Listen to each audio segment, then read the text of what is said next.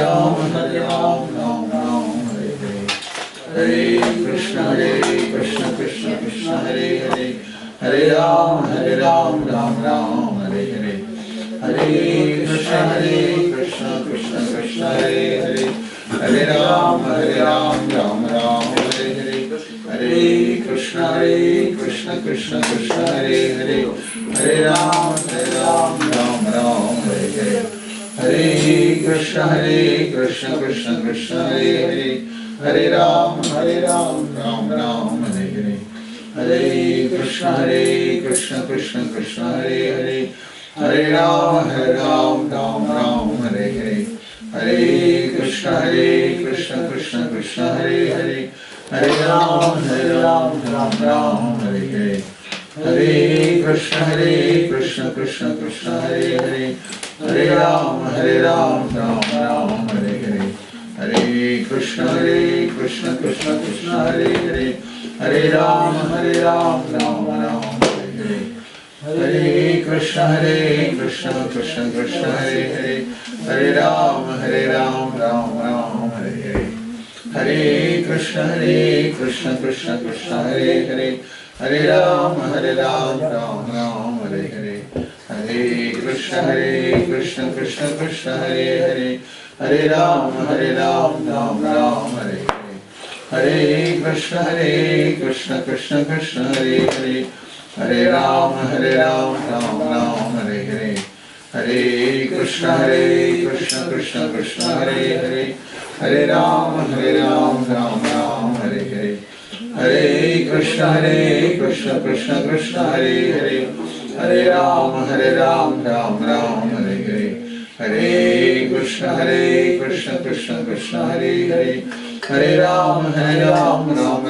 Hare Hare. Hare Krishna, Krishna Krishna, Hare Hare. Hare Ram, Ram Ram, Hare Hare. Hare Krishna, Krishna Krishna, Hare Hare. Hare Ram, Ram Ram, Hare Hare. Hare Krishna, Krishna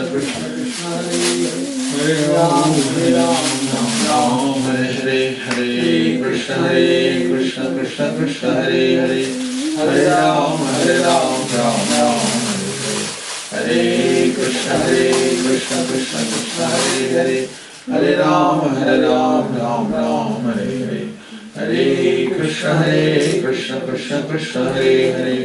Hare Ram, Ram Ram, Hare Hare. Hare Krishna, Krishna Krishna, Hare Hare. Hare Ram, Ram Ram, Hare Hare.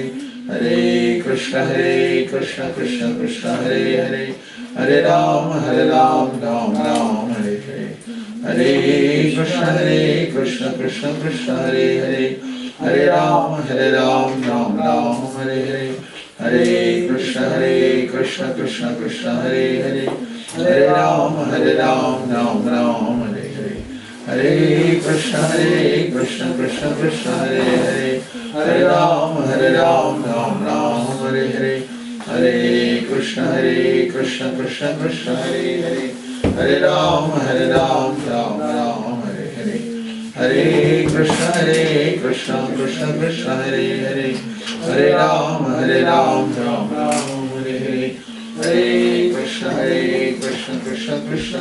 Hare.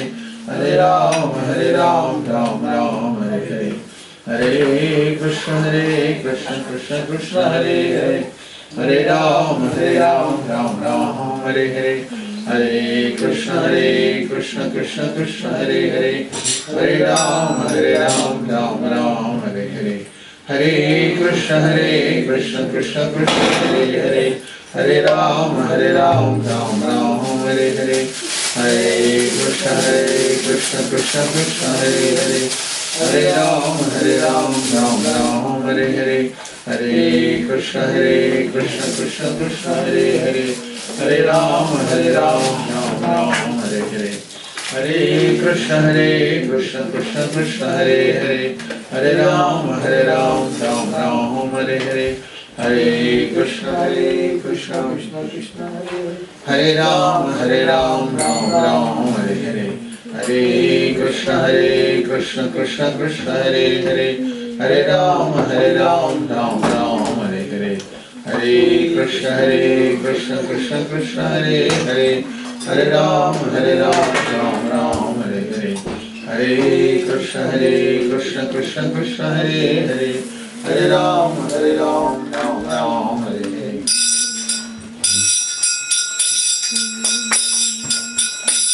Namo Vishnu Padaya Krishna Prasaya Bhutale Srimate Bhakti Vedanta Swamini Namine. Namo Vishnu Padaya Krishna Prasaya Bhutale Srimate Bhakti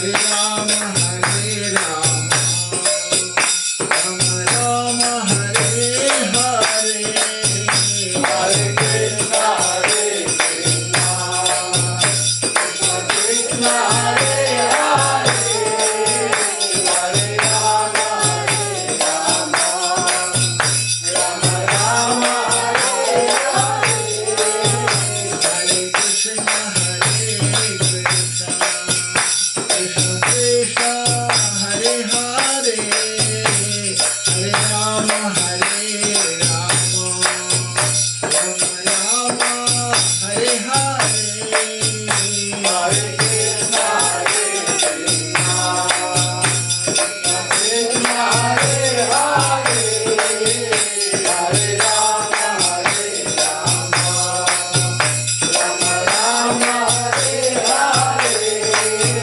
Hare Krishna, Hare Krishna, Krishna Krishna, Hare Hare, Hare Rama, Hare Rama, Rama Rama, Hare Hare, Hare Krishna, Hare Krishna, Krishna Krishna, Hare Hare, Hare Rama, Hare Rama, Rama Rama, Hare Hare, Hare Krishna, Hare Krishna, Krishna Krishna, Hare Hare, Hare Rama, Hare Rama,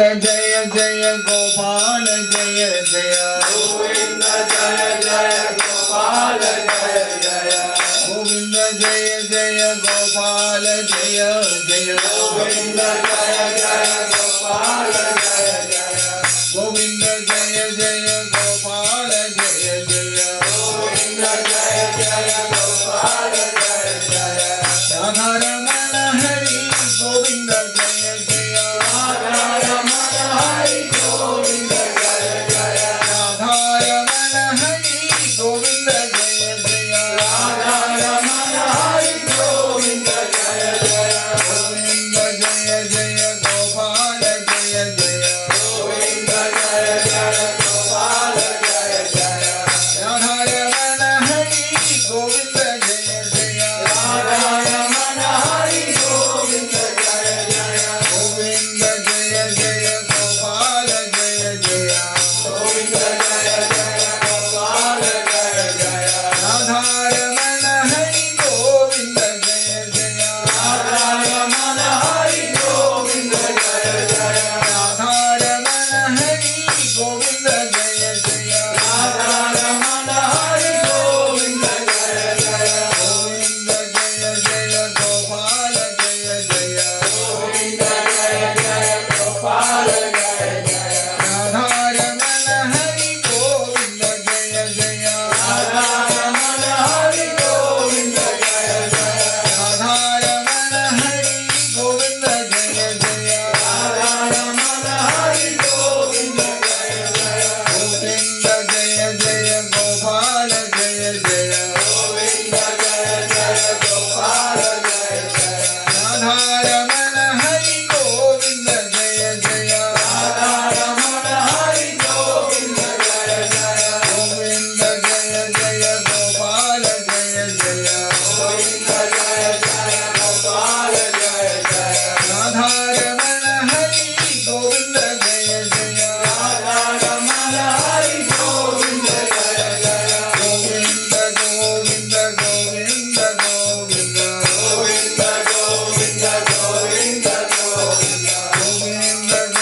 Govinda Govinda Govinda Govinda Govinda Govinda Govinda Gopala Gopala Gopala Gopala Gopala Gopala Gopala Gopala Gopala Gopala Gopala Gopala Gopala Gopala Gopala Gopala Govinda Govinda Govinda Govinda Govinda Govinda Govinda Govinda Gopala Gopala Gopala Gopala Gopala Gopala Gopala Gopala Govinda Govinda Govinda Govinda Govinda Govinda Govinda Govinda Gopala Gopala Gopala Gopala Gopala Gopala Gopala Gopala Gopala Gopala Gopala Gopala Gopala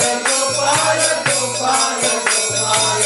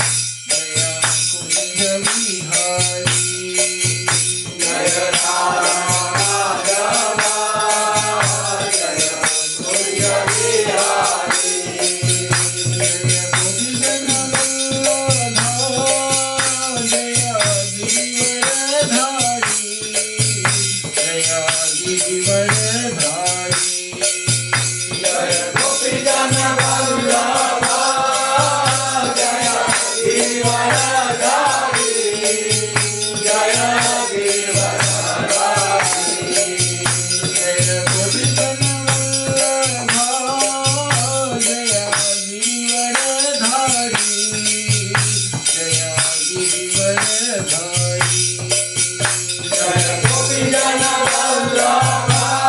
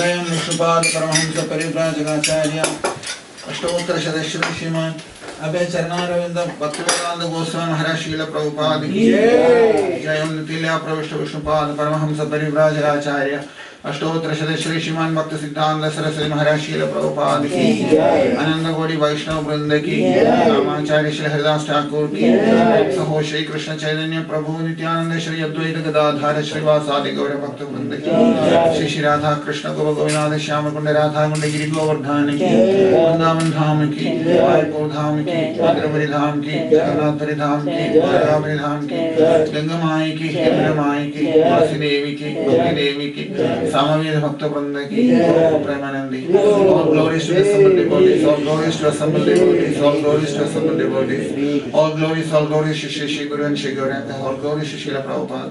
Namam Vishnupadaya Krishna Prasthaya Bhutale Srimate Bhaktivedanta Swamini Namini Namaste Saraswati Devim Gauravani Prajarine Navishesha Shunyavadi Pashadile Shatarine. Om Namo Bhagavate Vasudevaya.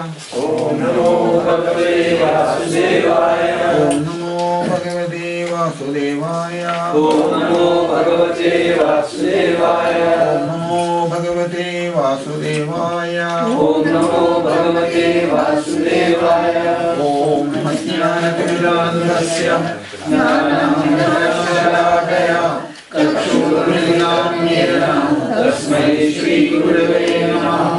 Shri Chaitanya Manobhishtam Sthapitam Yena Bhutale Swayam Rupamayam Dadati Swapanadimyam Vandeham Shri Guru Shri Yudhapadakamalam Shri Gurum Vaishnavamscha Shri Rupam Saharajatam Sahagadanathanvidam Tam Sajivam Sadhaitam Sadhutam Harinama Sahitam Krishna Chaitanya Devam Shri Radha Krishna Param Sahaganalalitam Shri Vishakamitam Namo Om Vishnupadaya Krishna Prasthaya Bhutale Srimate Bhaktivedanta Swamini Namini Namaste Saraswati Devi Gauravani Prajarine Nirvishesha Shunyavadi Pashadyarishatarine. Namo Om Vishnupadaya Krishna Prasthaya Bhutale Srimate Bhaktivedanta Saraswati Namine Shri Varshavani Devi Dayayarvadaye Krishna Sasvanda Vijnana Daine Prabhave Namaha. Madhuryochara Premanya Shri Rupanuga Bhaktina Shri Gaura Karuna Shakti Vigrahaya Namostude. Namaste Gauravani Shri Murtaye Dinadarine Rupanuga Vigrahaya Svatmandatvandaharine. Namo Gaura Kishoraya Sakshatmurtaye Viprayam Prasambhode Padambujaya Ve Namaha. Namo Bhakti Vinodaya Sachidananda Namine Gaura Shakti Swarupaya Rupanugavarayate Gaura Virbhavumi Samudesha Sajanapriya Vaishnavasarvabhauma Shri Jagadadayate Namaha. Vanchakalpadayubhyascha kripa sindhubhyev cha patitanam pavanebhyo vaishnavebhyo namo namaha. Namo Mahavadanyaya Krishna Prema Pradayate Krishnaya Krishna Chaitanya Namne Gauratvishe Namaha. Panchatattvatmakam Krishnam Bhaktarupa Swarupam Bhaktavadaram Bhaktadyam Namami Bhaktashastriyam. He Krishna Karuna Sindhu Dinabandho Jagatpade Gopesha Gopika Kanda Radha Kanda Namostude. Jayadam Sururupam Gurgamamandamadev Gadi Matsarvasvadam Bhojo Radha Madanamohano Divyam Vrindavaranyakadpadrumada Shrimandratnagara Simhasanasto Shrimandrada Shrila Govinda Devo Prashtadabhisevano Smarami Shrimandrasarasarambi Vamshi Madakadastida Karshanvenu Svanir Gover Govinatha Shri Sunam Tattagana Gaurangi Radhe Kundavaneshwari Vishwanusde Devi Pranamami Hari Jai Shri Krishna Krishna Chaitanya Prabhu Nityananda Shri Advaita Gadadhara Srivasadi Gaura Hare Krishna Krishna Krishna Hare Hare Hare Rama Rama Rama Hare Hare Hare Krishna Krishna Krishna Hare Hare Hare Rama Rama Rama Hare Hare Hare Krishna Krishna Krishna Hare Hare Hare Rama Rama Rama Hare Hare.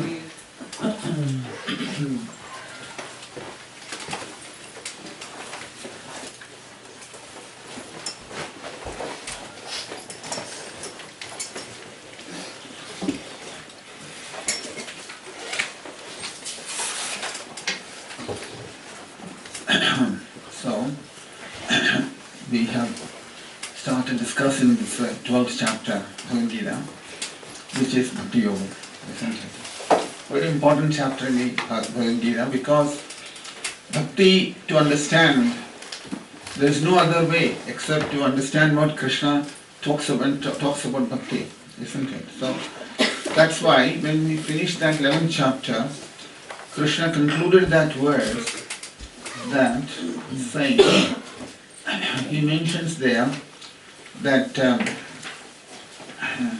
mal karma krida mal paramo mal bhakta sangha vrajiraha nurvairaha sarvabhodeshu yasamami pandava. That's the last verse in the 11th chapter, isn't it?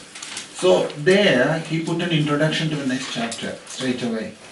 If you look into Bhagavad Gita, you will see this all the time. The last verses in every chapter will be an introduction to the next chapter. That's the way Bhagavad Gita is structured. You can see that very clearly. In almost all the chapters it is like that. Practically every chapter is like that. The last one or two verses in every chapter is an introduction to the next chapter. Why the next chapter was spoken is primarily because of the last verses in the previous chapter. So here also, in the 11th chapter, universal form, you will see, the last verse is mal karma krida mal paramo mal bhakta sangha varjidaha nurvaira sarva bhodeshu yasamami pandava. Krishna says to Arjuna, Arjuna, do everything mal karmam, it should be for me. Mal para, should be surrendered unto me, that's important. Mal bhakta, become my devotee. Sangha varjidaha, keep out of the sangam, attachment to the world. Nurvaira sarvabhodeshu, be free from all ill feelings or inimical feelings towards anyone in this world. Live in this way, asamamevi pandava. That is then you come back to me, Krishna says to Arjuna. That is the last verse. When Krishna mentioned this, immediately Arjuna's mind went in another direction. What is bhakti then? That's how this bhakti question came up in the 12th chapter. You see? In the last verse, when Krishna mentioned about bhakti, Arjuna wanted to know what that bhakti means. Naturally, Arjuna had that curiosity to understand what does Krishna mean by bhakti, not what we mean by bhakti, what Krishna means by bhakti, which is a big difference there. So there, the reason why he asked that question, the very first question in the 12th chapter, Arjuna Vacha, you will see, Evam satata yuktaye bhaktastvam parivasate, the first verse in the 12th chapter. Evam satata yuktaye bhaktastvam parivasate, ejapi aksharam avyaktam tesham te yoga vitama. Look at Arjuna's question, because you can see Arjuna's problem. Arjuna has heard Bhagavad Gita till now, 11 chapters. And from verse chapter 2 onwards, right up to the 10th chapter, it's very much centered around on the impersonal concept. Very much so. The Bhagavad Gita is very much like that. That is why Arjuna had that question in the 12th, whereas 10th and 11th chapter is on the personal aspect of Krishna. You see? That's why that question came up like that. Evam satata yuktaye bhaktastvam parivasade ejabi aksharam avyaktam tesham ge yoga vitama. Arjuna is asking Krishna that this bhakti, what you are talking to me in these last two chapters, which is the 10th and the 11th, are they the right way or the best process, or Ejapi Aksharam Avyaktam, because 8th chapter, if you look, it is Akshara Brahma Yogam, which is in the 8th chapter, Taraya Brahma Yogam, Akshara Brahma Yogam, all it is called as the 8th chapter. And all the other chapters before that, there is not a lot of importance given to worshipping the absolute truth in the personal form as such. It's all centered around the soul, nothing but soul. The 2nd chapter is all about the soul, the 3rd chapter is about karma, 3rd, 4th, 5th, 5th is the transcendental knowledge centered around the soul again, and 6th is Dhyana Yogam centered around the soul. So like this, and the 7th is knowledge of the absolute again centered around the soul. Like this, if you look at it carefully, you will see from the 2nd chapter onwards, right up to the end of 9th chapter is all on the absolute truth, but not very much spoken about the personal aspect of Krishna to that. But it's only in the 10th chapter, Krishna had to talk about the Vibhuti. That's where personality came up. Personality comes in the 10th chapter, where the Vibhuti Yogam was spoken. We will talk about 9th chapter later, because that is a very important chapter, and there it is a very detailed explanation required. We'll come to that later. So, 10th chapter, Krishna spoke about the personality. And in the 11th chapter, Krishna talked about the universal form, again personality. Isn't it? Personality. So, their question came up, Arjuna's question is, Evam satata yuktaye bhaktastvam paripasate. One who approaches you to these three, to the process, satatam, always, through bhakti, approaches you. Or, ejavi aksharam avyaktam. Aksharam avyaktam, that is impersonal absolute. Tesham ge yoga vitama, which is a better process. That was Arjuna's question. As I mentioned before, Krishna did not answer that question directly, straight away, because it would not mean anything.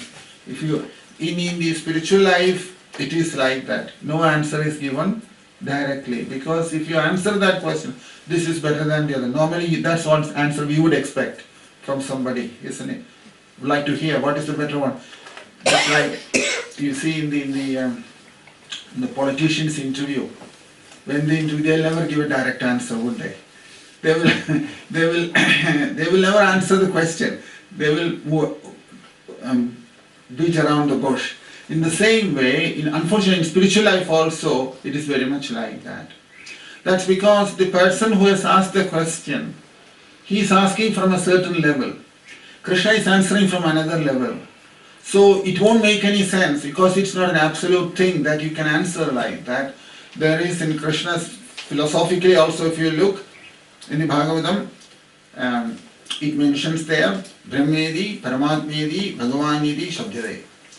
All three are there. Brahman is there, Paramatma is there, Bhagavan is there. So keeping that in view, you have to understand that Arjuna and so Krishna also answered that question in the same way. That avyaktam, that ejapi aksharam avyaktam tesham ke yoga vittama. Krishna says there that this yoga vittama, that very difficult to give a general answer to any question in spiritual life. To give a general answer. That is, to the person who is asking the question, he gets the answer. It's not one answer for everybody, because it is not, the answer is not for the question, it is for the questioner. If you remember that, you will see it makes sense later when we come to that. Okay, so here, Krishna mentions here that Teshanke Yomitama, Krishna mentions that Sri Bhagavan Vacha, you will see in the second verse. Mayavesha mano yemam nitya yukta upasade Shraddhaya parayo vedasteme yukta tamo mada. That is how Krishna answered that question, isn't it? Yukta tamo mada. That Mayavesha mano yemam, always absorbed in me, Krishna says. Always absorbed in me. Nitya yukta upasate. All that words are important. We will go through that. Mayavesha mano yemam nitya yukta upasate. Shraddhaya parayo vedasteme yukta tamo mada. Now, it's like this. From second chapter in the Bhagavad Gita, Ditiya adhyaya prabhudishu vibhuti andeshu adhyayeshu paramalpano brahmanaha aksharasya vidhvastam sarva visheshanasya upasana muktam. So, upasana means the worship of Krishna. How to execute your sadhana, how it should be done, what process, how we should follow. From the second chapter onwards, at the end of the Vibhutis, it was spoken about Paramalpana, Brahmanaha, Aksharasya Vidvastam, Sarva Visheshanasya Upasana Muktam. So, Brahman Upasana, Brahma Upasana, Paramatma Upasana, Akshara Upasana, all these different upasanas were spoken from the chapter 2 to from the chapter 9 including. Then after that, you will see in the end of the 9th chapter, Manmana bhavamad bhakto madhyajimam namaskuru mama veshati kamme. That verse, very famous verse, isn't it? Atmanam matparayana. Of course, they have understood Manmana bhavamad bhakto madhyajimam namaskuru. We take it very simple. If you take a direct answer, yes, it is very simple. You become my devotee, always pay your obeisances to me in that way. But it is a lot more than that verse. Why it's so important in the Bhagavad Gita? We will discuss that when we discuss 9th chapter. But with that verse, Manmana bhavamad bhakto madhyajimam namaskuru mama veshasyiktande atmanam matparayana. Whatever that verse has spoken, it brought the issue that how should I become your devotee? And that is where that Vibhuti Yogam was spoken. Vibhuti, Krishna's Vibhutis came about. Krishna said, I am this, I am this, I am this, in everything, different things. Krishna says so many things, isn't it? So, Sarva Yogam Aishwaryam Sarvajnana Shaktimat Sato Bhade Ishwarasya Tavacha Upasanam Tatra Tatra Uttam. So, Ishwara's, Krishna's Aishwaryam. Aishwaryam means opulences. And Krishna's Jnana Shakti, the power of that knowledge, power of the knowledge of the soul. All these things came in the 10th chapter. If you look closely, you will see that. First of all, it talks about all the Aishwaryam. And then finally, Krishna says, the most important Aishwaryam or opulence of me is what? Ahamalpa Buddhagesha Sarvabhuda Shestida. That is my greatest opulence, Krishna says. From there, indicating to us that if you are looking for Krishna somewhere in this world, it's there you have to look. That's where he is. Inside everyone, inside the heart. Inside the heart. So, Srimad Bhagavatam in several places talks about this. Krishna's presence inside the heart. We call somebody, we refer to as Andaryami, and sometimes it is referred to as Andaryami. And sometimes Ishwara. Sarva Bhudanam Hrideshe Arjuna Tishtadi. He is identified as Ishwara there. Sometimes as Andaryami, sometimes as Paramatma. In substance it's one and the same. In different, all by different names. Like absolute truth is addressed in different names. Brahmedi, Paramatmedi, Bhagavanidi, Shabdyade. Similarly, Andaryami also, sometimes he is Bhagavan here. Sometimes he is Andaryami, sometimes he is Paramatma. Whichever way, sometimes it is Pratyabhijna. Sometimes it is Sutralpa, sometimes it is called Nyapti. In other words, in different designations he is known, but substance is one. That's the only thing to remember. We'll be using different terms at different times, depending on the function of the Andaryami there. So here also, that's what he's saying here. That Sarva Yogam Aishwaryam Sarva Jnana Shaktiman Sato Bhade Ishwarasyaha. Ishvara is here, Sato Bhadi, Sattugunam as Ubhadi has taken, and Sarvajnana Shaktimat Sarva Yoga Aishwaryam. So all those things were spoken in the 10th chapter. In the 10th chapter. Krishna's Vibhutis. We will discuss that when we come to the 10th chapter later. And then after that, saying all that, those, later on he came to the Krishna's form in this world, which is the whole creation, is Krishna's body. Whole creation is Krishna's body, isn't it? But if you say to someone, the whole creation is me, he will find it very difficult to understand. How does he relate with that? So therefore, Krishna decided to show that form to him so that Arjuna could experience that Krishna is not different than the creation. That's how universal form was shown to Arjuna, isn't it? Arjuna saw the universal form in that way. So practically, if you look at it this way, Vishwarubadhyaye tu Aishwaram Adyam Samasta Jagadalpa Rupam. That Vishwarubam or the universal form is Samasta Jagad Alpa Rupam. Complete creation as Krishna present inside. Vishwarupam Todiyam Darshidam Upasanartam Evatvaya. For Upasana's purpose, for executing the Upasana. Upasana means spiritual activity. Like we can say sadhana. Sadhana is also kind of upasana it is. Upasana is a little serious thing than sadhana. Sadhana is what we perform on a daily basis. But upasana is sitting next to the truth and engaging in their service. Upasana. So that upasana is important, and that's why I said here, upasana artham eva tvaya tatcha darshayitva uktavanasi mal karma krat ityadi. Aha aha manoyo bhayo bhakshayoho vishishtadara bhulsaya tvam prachami iti Arjuna vacha. So these two things keeping in mind, Arjuna brought out that question. Remember that from 2nd chapter onwards, right to the end of the 9th chapter, what was spoken about was Paramalpanaha, Brahmanaha, Aksharasyaha, Viddhasta Sarva Visheshanasya. That all aspects of Krishna is the Paramalpa, Parabrahmanam, Parabrahmaha, Aksharaha, Akshara Brahman. All that was spoken, keeping that in one hand. And on the other hand, Vishwarupam, which is the form, universal form of Krishna, and all the other opulences what was spoken, Arjuna put them all together and asked this question to Krishna. That is how that question came up, which is the better way to go. So in answer to that, if we look, Krishna mentions there that Maya Aveshya Mano Yemam, it is more detailed about this, about that, because in the 10th, 11th chapter at the end, Krishna mentions there Mal Karma Krit, isn't it? Mal Karma Krita Mal Paramo. In one small verse, Krishna packaged the whole Bhakti Yoga. Mal Karma Krita Mal Parama, Mal Bhakta, Sanghavarjiraha, Nurvaya Sarvabhuteshu Yasamamedi Pandava. In a whole thing, Krishna put it in one package. So, evam iti adida anandara shvagana uktam atham paramashri malkarma krit ityadina. So, the malkarma krit onwards, that has brought this question in Arjuna's mind. Evam satatayuktaye nairandaryena bhagavad karmado yadhote. Satatayuktaye means nairandaryena. Nairandaryena means without any interruption. Without any interruption. Satatayuktaye.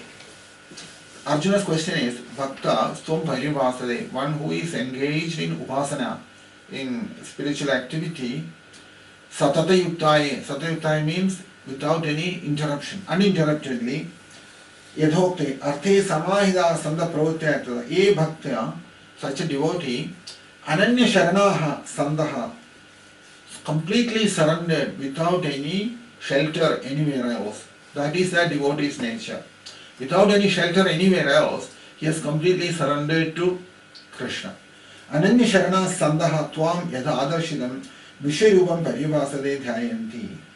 He says, is that a good thing, a devotee like that, who is completely surrendered unto you, and he has taken your complete shelter, and without any interruption, he is absorbed in his activities to please Krishna. That's one option. Then Eja Anyepi, alternatively, Tekta Sarveshana Sanyasta Sarvakarmano Yatha Visheshadam Brahma Aksharam Nirasta Sarvo Upaditvat Avyaktam Akarana Gocharam Yadhi Loke Karana Gocharam Tam Vyaktam Uchade Anjoy Lata Tat Karma Gatvat Idam to Aksharam Tad Vedam Shishtesha Uchaimani Visheshana Vishishta to Adhiyecha Abhiparipasade. On the other hand, here is a person who has gone through the process of ashramam, brahmachari, grahastha, vanaprastham, sannyasam, and he has come to the final stage of this sannyasam where he is perfectly situated in knowledge, in self-realization. And yathavish brahma aksharam nirasa sarvodhi ubaditvad avyaktam. He is absorbed not in the personal relationship with Krishna, but he has come to the platform of the self-realization to the Brahma, Brahma-upasana, Akshara Brahma-upasana. All that is the different words used for that. that the impersonal aspect, through the process of knowledge, in other words, he has become perfect in his spiritual life. Who is better? This is the question. Very difficult question, is it not? Both of them are their own way, they have the right, they have come to the platform of their self-knowledge of the soul. One person by surrender, he came to perfection. Another person by Shraddha, he came to perfection. Can you see the difference? One person, through surrender to Krishna, he has come to perfection. Another person, through Shraddha, he has come to perfection. So, how will you say that one is better than the other?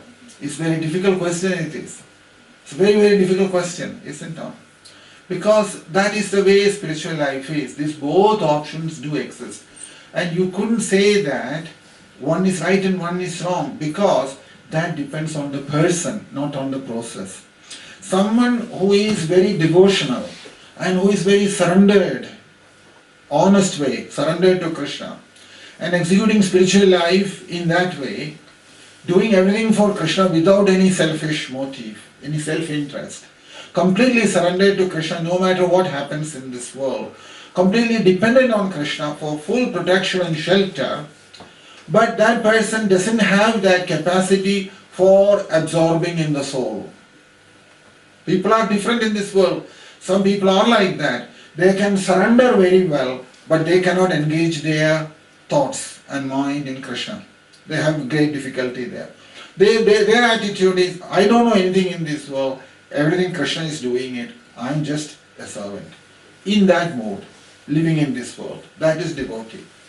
On the other hand, there are people who cannot do it, but on the other hand, they don't have any vasanas inside. In other words, their vasanas have all gone away due to cultivation of knowledge in several lifetimes before in the past.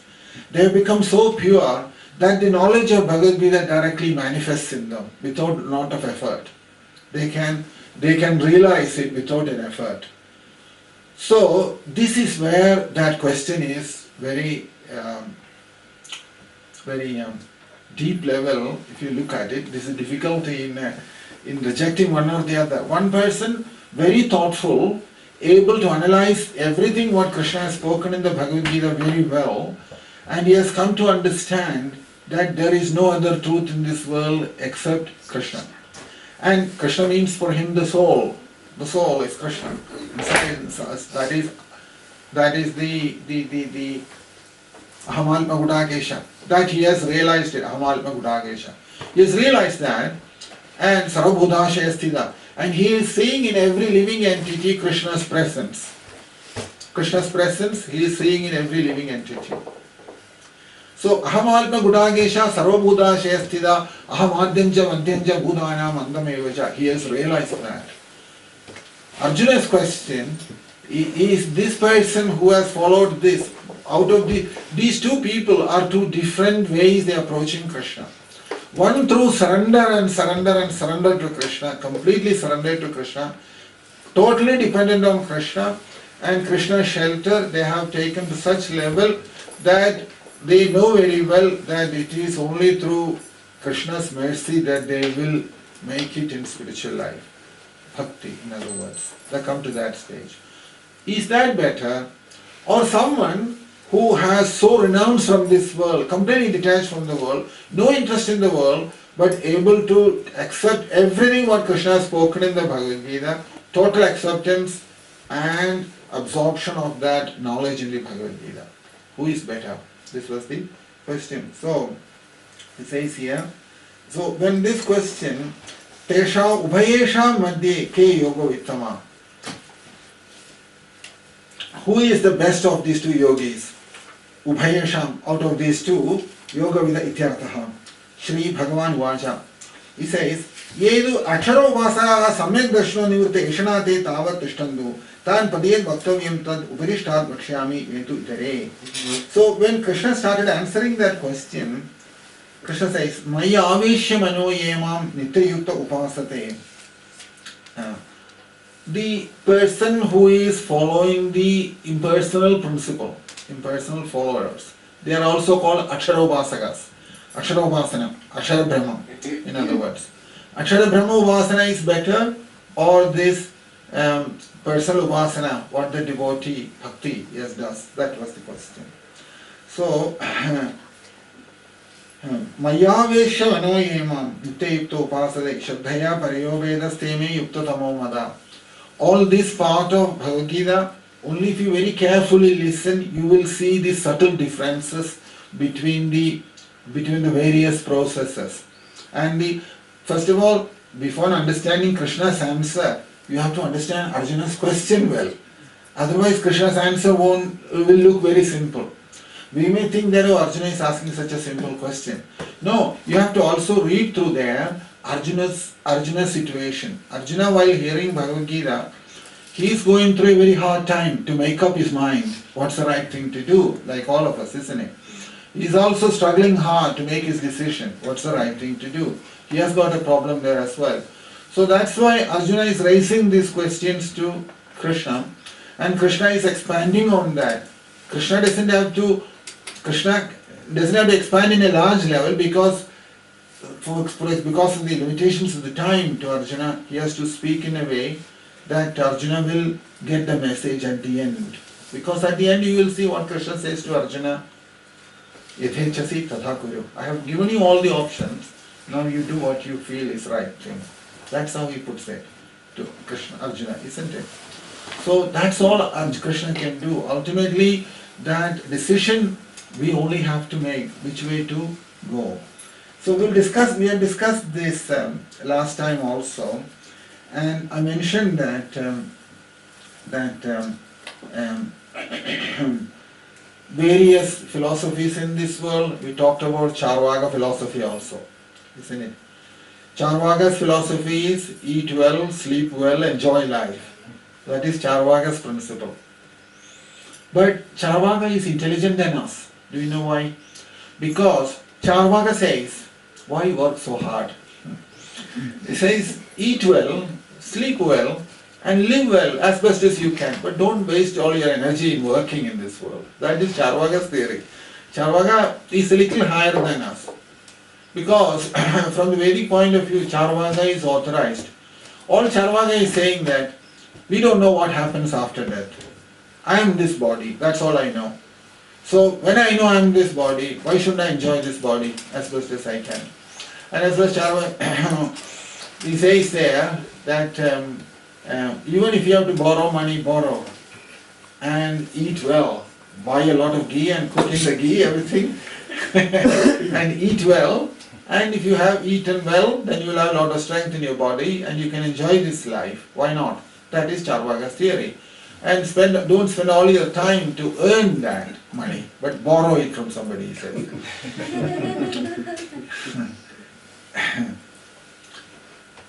Granam gupta gridham piped, he says. Gridham is ghee, that you can buy ghee by borrowing from, don't work for it, he says. You just get it from somehow and buy and live that life, as I said. So, but why do we say we are lower than that? Because we are not even able to enjoy the life today. That's how bad the situation is, isn't it? Simply working, and at the end, to just get one sandwich in the mouth, to work so many hours in the day, and the whole system is so caught up in that, all of us, that we find it, what does it make any sense? And whole lifetime running from one end to another, and never was a time to sit down a few minutes and to be relaxed about life, isn't it? So whole this running is going on. That's why Charvaka says, at least don't do that. Charvaka is a little hard. Although Charvaka is not accepting the Vedic philosophy properly, he is not taking that. But Charvaka is a rishi who came to this conclusion. So here, so for him, for Charvaka, this world what we see is clear, is Vyaktam. Vyaktam means it's manifested in front of him, isn't it? So Krishna, there he mentioned that upasana of this Vyaktam. Now there's two words here, Vyaktam and Avyaktam. Avyaktam is unmanifested. Ejabi aksharam avyaktam, Arjuna says, isn't it? The Aksharobhasana or impersonal absolute is like that. That is what that word means. Ejavi aksharam avyaktam tesham ke yogitam. Aksharam is also impersonal absolute. Avyaktam is also impersonal absolute. Aksharam absolute. So that's what Arjuna is asking here. Avyaktam means he doesn't know what it is, like the soul. We don't know what it is. So that's how this question is. Avyaktam, I don't know what it is, but should I perform the upasana for that? That is this question. So, so Krishna says here, Maya Vesha Manoyemam Nityayukta Upasade. Knowing me, Krishna says, knowing me as the absolute truth, and this whole creation as my form of the body, and both these things are together. That means universal worship, form of Krishna, and the worship of Krishna in a personality in the temple is all same. It's all the same.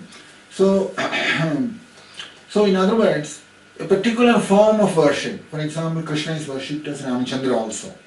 Krishna is worshipped as Narasimhamurti also. Is it not? That's all different forms of Krishna. We worship that form. So this form, worshipping of that form, all is included in that. Any deity form, whichever you worship. Suppose somebody worships Krishna as Ramchandra or Narasimhamurti or Vamanamurti or Varahamurti or Balram or Parshuram, whichever form you worship, because depending on a person's particular attachment to that form. So Krishna is mentioned here. It does not matter which form is worshipping, but Shraddha is important there.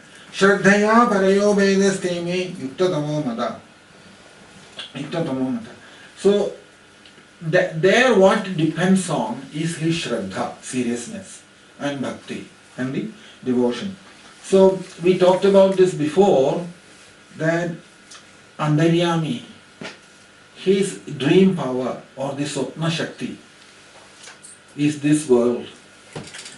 Just like we see in our dream a world we create, isn't it? In our dream we create a world, and in that world we bring everything, whatever is there. There is nobody there really, but in the dream everybody is there, whomever we dream about. It could be from long back, many years ago, something happened in your life, or something that has happened today can be in your dream tonight. Depends on that. That we have no control over that, isn't it, on the dream state.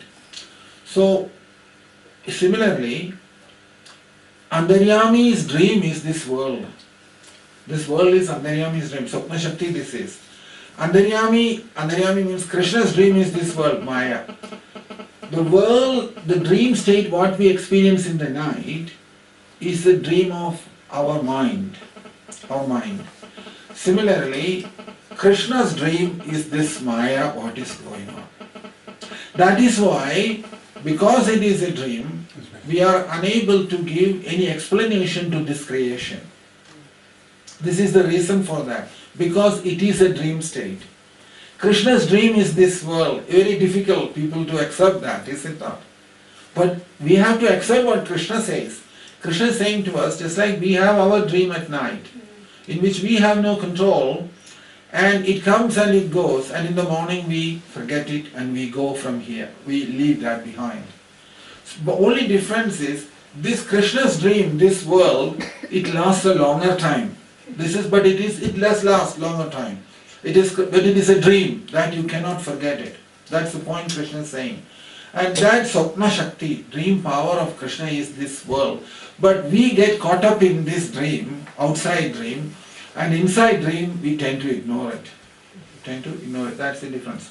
So here, so let us look at Krishna's answer to that question. He says here in the verse 3, Etaksharam anirdesham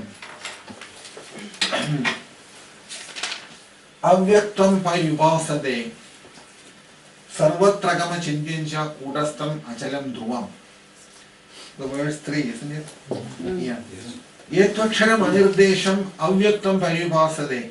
Because it is this both impersonal and personal thing is we define it difficult to understand both, isn't it? We don't understand personalism, we don't understand impersonalism also either. That is why all this problem. We are thinking personalism means just a body there standing there. In the deity it's not simple like that. Personalism is not so simple as we think about it. Personalism, unless we understand the subtle aspect of that personalist worship, that is more important. Not the form is the important thing. Important thing is that a relationship with the truth, whether through impersonal path or the personal path, a relationship with the truth, that has to happen. And in the personal worship, what happens is, through surrender to the truth, by surrendering to the truth, you develop a relationship with the truth. In the impersonal worship, through Shraddha, or the Shraddha, how do we define? You can say faith generally, or seriousness of the process, what we follow, you develop a relationship with the truth. Either way, that's what is happening. Krishna is saying here, so what Krishna does now, both forms, impersonal worship and personal form, both Krishna is going to discuss in this chapter, although it is all about Bhakti Yoga. You see? Because if you understand these both processes, then you will understand Bhakti very easily. It's not difficult then. Bhakti is easy to understand if you understand the two processes well. Because process is what it makes that, whether it is impersonal or personal. It's the process that defines that. Yetu aksharam anirdeshyam avyaktam paryupasade. Krishna's words. We look at that. Sarvatragama chintyancha kutastam achalam dhruvam. So many things Krishna mentions in that verse. So here, he says here, Alma yetu aksharam anirdeshyam. Krishna is saying, very difficult to define this thing called Alma. Soul. Very difficult to define here. Because how do you can define something only if you have either seen it or you should know how it looks like, isn't it? To say about the Alma, and that itself is the... So what they do normally is, they will say so many things and none of this is Alma. And if after removing all these things, whatever that is left behind, that is Alma. That's how they define Alma, the soul. So he mentions here, whether it is red color or white color or black color, we don't know. This Alma's color, the soul. Na shuklam, na krishnam, na raktam, na pitam, na beenam, na kubjam, na hrasvam, na dirgham. Arubam dat jodi agara gatwal, tadeva shishtam, shiva kevaloham. That's a definition of the soul. That if you take, it's not white, it's not black, and it is not red, it's not yellow, and it's not na kubjam, na hrasvam, na dirgham. It's not short, it's not big. Arubam dat jodi agara gatwal. It has no form. Agara gatwal. By its agara means its form, it has no proper definition. Tadeva vashishtam shiva kevaloham.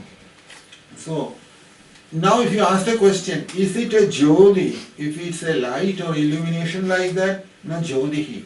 Because jodi means light. A light also has got its own form, isn't it?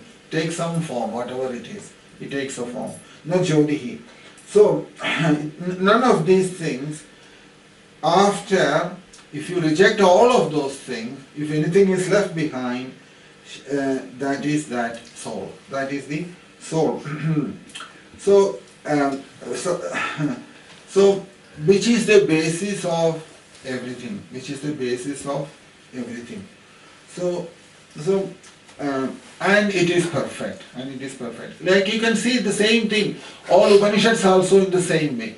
Purnamadam, Purnamidam, Purnal, Purnamudachyate, Purnasyam, Purnamadaya, Purnameva, Avashishyate. What remains is the truth. So that Purnatvam or perfection, because soul is difficult to explain. All Upanishads are struggling hard to explain what the soul is. Isn't it? So that Yetu Aksharam, and another name of the soul is Aksharam. Aksharam is another name of the soul. So this Aksharam, Anirdeshyam. Anirdeshyam means to define. It cannot be defined properly. Divyo hi amurta purushayaha savahi abhyandarevi ajaha aprano hi amanaha shubraha aksharan paradaparaha. Shruti statement. Vedam says like that about the soul. So many ways they try to talk about the soul. So, but you can never say what it is. It is neither the mind. Is the mind the soul? No. Is the pranan, the life air, the soul? No. So, when you talk about all these things, what is the difficulty?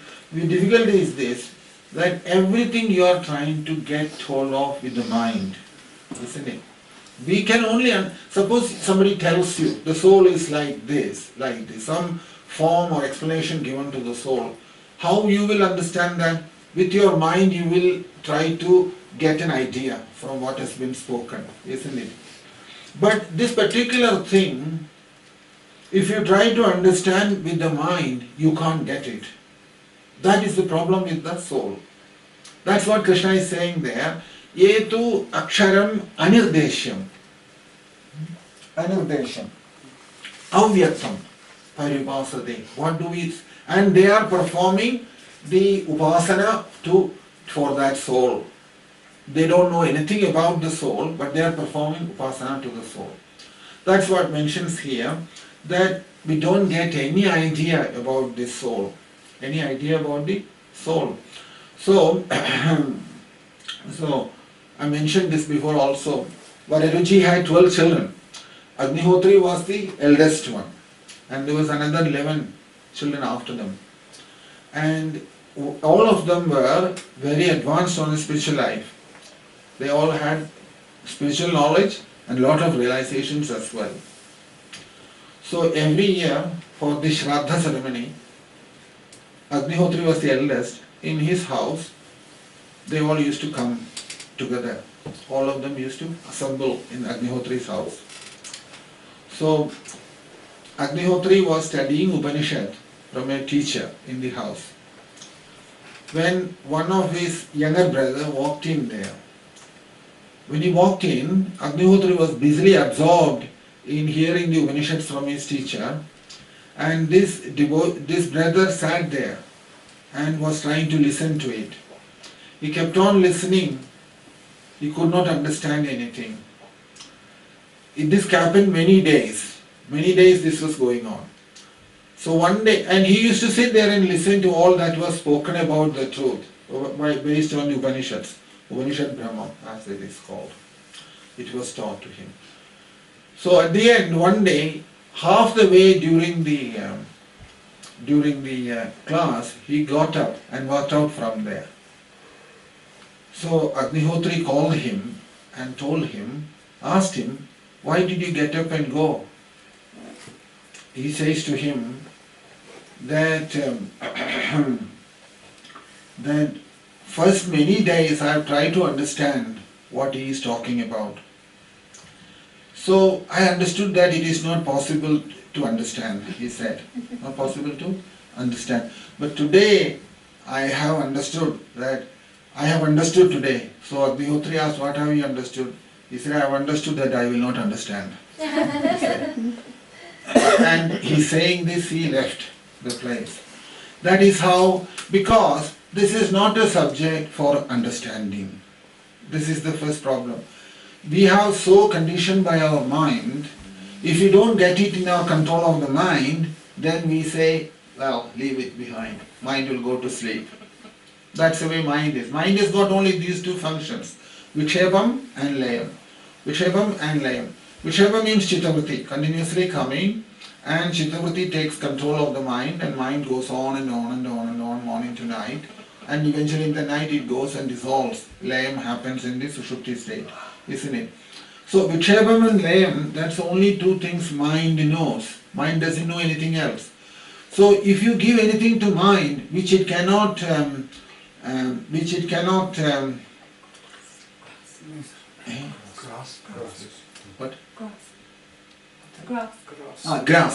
it cannot grasp, or which cannot come into its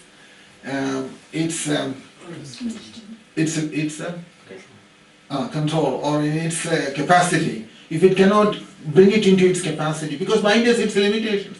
What you have to remember here is, the mind has come from the soul. Mind has come from the soul. And that is why mind is finding it difficult to understand the soul. The soul is the origin. The mind has come from the soul, and the mind is trying to understand the soul, which is not possible. That is why it is said like that. So therefore, it is not meant to be understood with the mind, the soul. It's not to be understood with the mind. So because with the mind, all you can do, if anything has got a name and a form, then your mind can capture that. For example, Prabhupada's photo is there, right? Prabhupada is standing there with the sannyasa dandam, everything. Name is written there on the top, Prabhupada, and the form. This is what will carry in our mind. But that form has disappeared from this world now, isn't it? Name remains. We say that the name is name as Prabhupada, if anybody says. But then if others also take the same name, somebody else takes the same name, then it becomes a problem. Which Prabhupada you will ask? Is it not? Prabhupada, if you say, which Prabhupada? You can ask that question also. So, name and form, what you can perceive in this world, it has only a temporary existence. And that's all mind can capture. Mind's limit finished there. This cannot go more than that. If you give it a name and a form to the mind, mind will take it. Mind can take it on board. But if you say something very abstract, Prabhupada's soul, what the mind will do? What can the mind do? Isn't it? Mind cannot have no access to there. So, all mind can capture is objects in this world, in the prapancham, in the creation. Whatever object is there. Wherever there is a name and form, it can capture it. I can give you an example. You go into the deep sleep. Can the mind capture the deep sleep? No. Because in deep sleep, mind is gone. It's gone, isn't it? So, and the deep sleep state is one of the most happy state, is it not? The deep sleep state. Is the most happy state in this life, where you don't have a body, you don't have a mind, you don't have the intelligence, ego, nothing, and it's completely dissolved at that time. Freedom from the body, mind, everything at that time, and you experience the greatest happiness at that time. But mind cannot even talk about it. Cannot even talk about it. Because suppose you tell the mind, you stay awake in the deep sleep and tell me how it is in the night. What happened? If you ask the mind, your own mind, you tell the mind, tonight you keep an eye on when I go into deep sleep and come back to me and tell me in the morning what happened in the night. Mind cannot answer. Because he goes at that time, he also goes away. So interesting, this thing called mind, isn't it? So mind, because as soon as you go into deep sleep only comes in when he dissolves, when the mind dissolves, isn't it? So, so mind cannot understand that, and therefore, because it is like that, I'm saying all these things to understand the limitations of the mind. Because it is like that, mind cannot know the truth. Mind cannot know the truth. That we have to recognize. And never mind will be able to understand the absolute truth. Mind will never be able to understand the absolute truth. So we get to know many things through the mind during the day. But it will never be the truth also. It will never be the truth also. So to give an example, we talked about this also before. Take for example the time factor, isn't it? Time normally we say past, present and the future. Past, present and the future. So, past, present and the future. That is just like in the grammar and everything, we will learn like past tense, present tense, future tense and all kinds of things they teach us in the grammar. So, but that time we take that as all absolute, isn't it? Oh, the textbook is telling us like this, so it must be correct. It's been written by some professor or somebody like that. But when you come to Krishna consciousness, you have to adjust all that a lot. Lot of old perceptions what we have about life has to change. Because from the spiritual point of view, all that is false. Only on a material life, in material life you can put those rules and accept it. But when you come to spiritual life, you have to reject all that, because let's look at this way. These three timings, past, present and the future. So you will notice here that if you look practically, the mind is always thinking about the past, always thinking about the past, or it's planning about the future. It will do one of these two things only. Either it will think about what has happened yesterday, what did I do yesterday, or it will think which bill I have to pay tomorrow, the other side. It's never in the present. Mind, as soon as the mind touches something, it becomes past. Have you noticed that? Anything the mind touches, it becomes past or future. Something you will think in your mind, I have to do this tomorrow, I have to do something else day after tomorrow. Something in your mind will be working like that.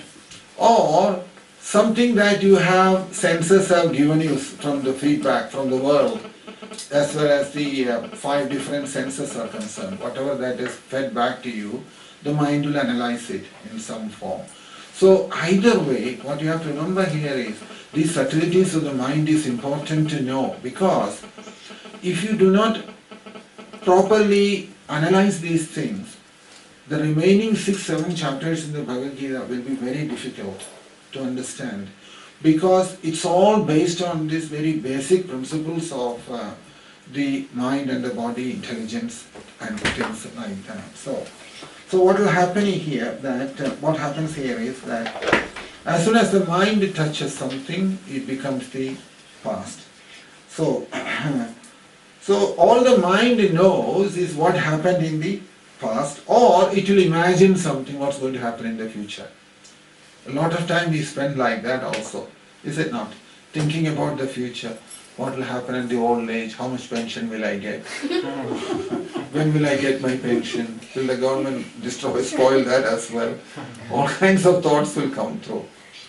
Or if you're working, if you're getting closer to pension age, that's what you will think, isn't it?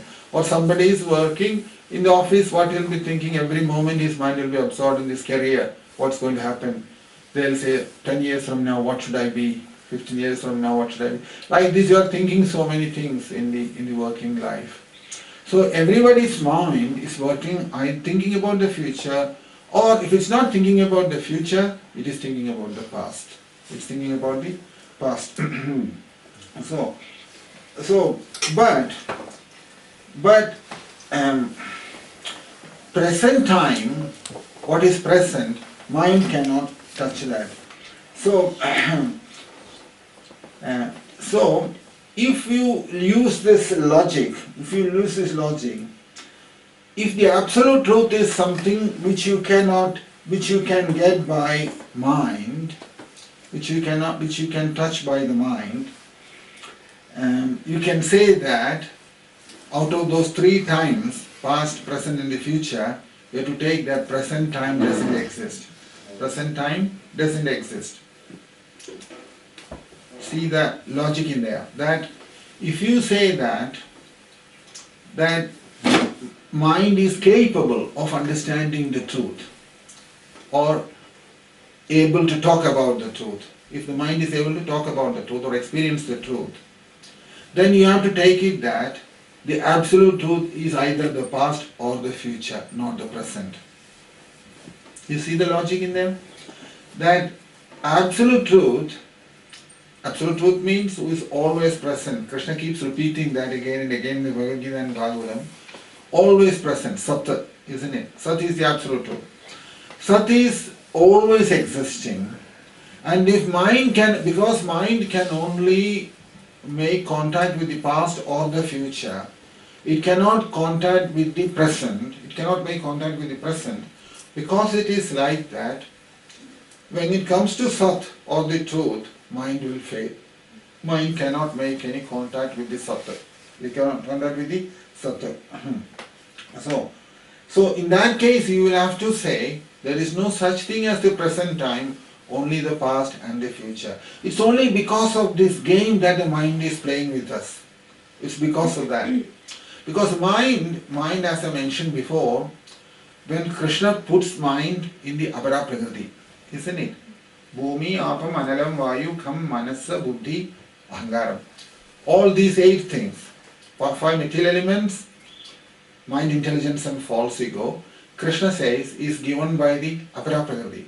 The soul belongs to Para Prakriti, superior nature.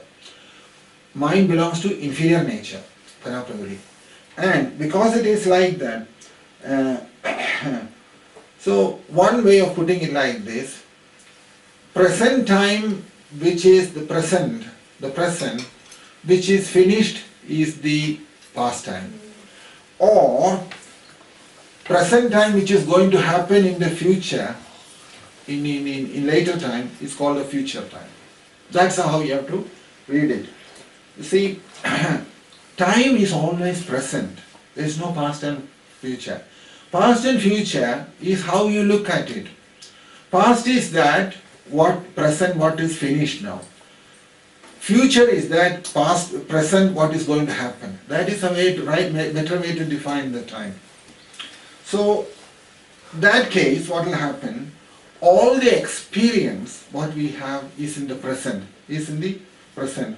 Because when you are experiencing something, the mind is not working. When you are experiencing something, the mind is not. Mind is always looking from the past and bringing it up and analyzing it. So, mind cannot touch that. As soon as the mind touches, it becomes past. Therefore, whatever the mind touches can never be the truth. Because if mind has to know something, it must have happened already. What is happening at the moment, mind cannot experience it, nor it can touch that. So that is why what exists, mind cannot touch. And present time, mind cannot touch. Recorded present is the past. And imaginary or expected present is the future.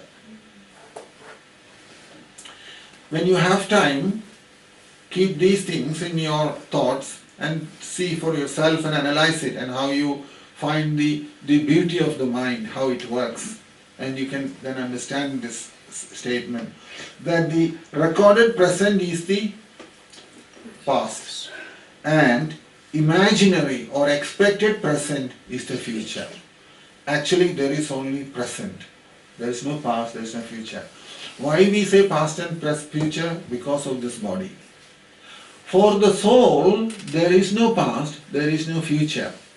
For the body, there is past, there is future. Because we are identifying with the body, we have past time, past, present, future. For the soul, there is only present. If you remember that, it's very important.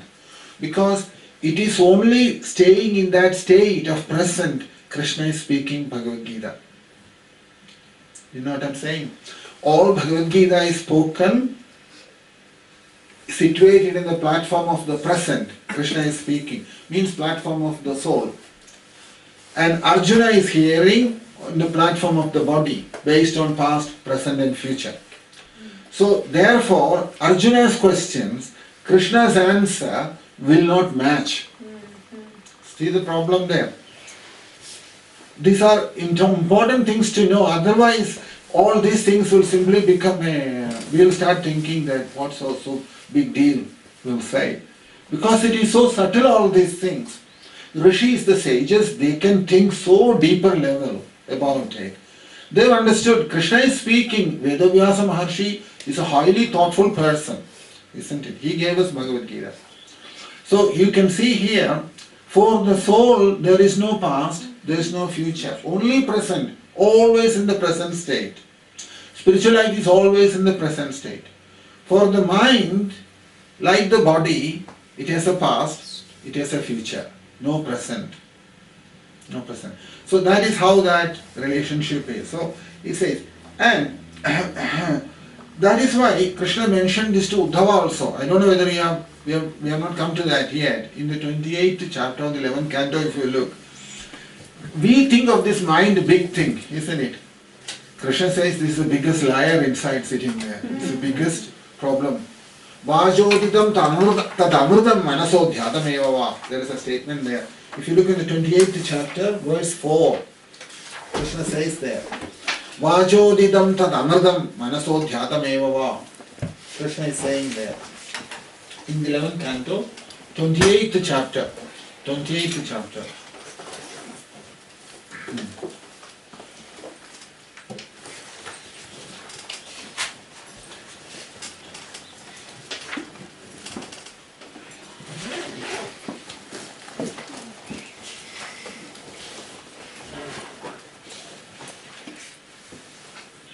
Kim Badram, Krishna said, Shri Bhagavan Uvacha, Kim Badram, Kim Abhadram Va, Dvaidasya al Vastunakiyel, Vajodidam Tan Amradam, Manasa Dhyadam Evacha.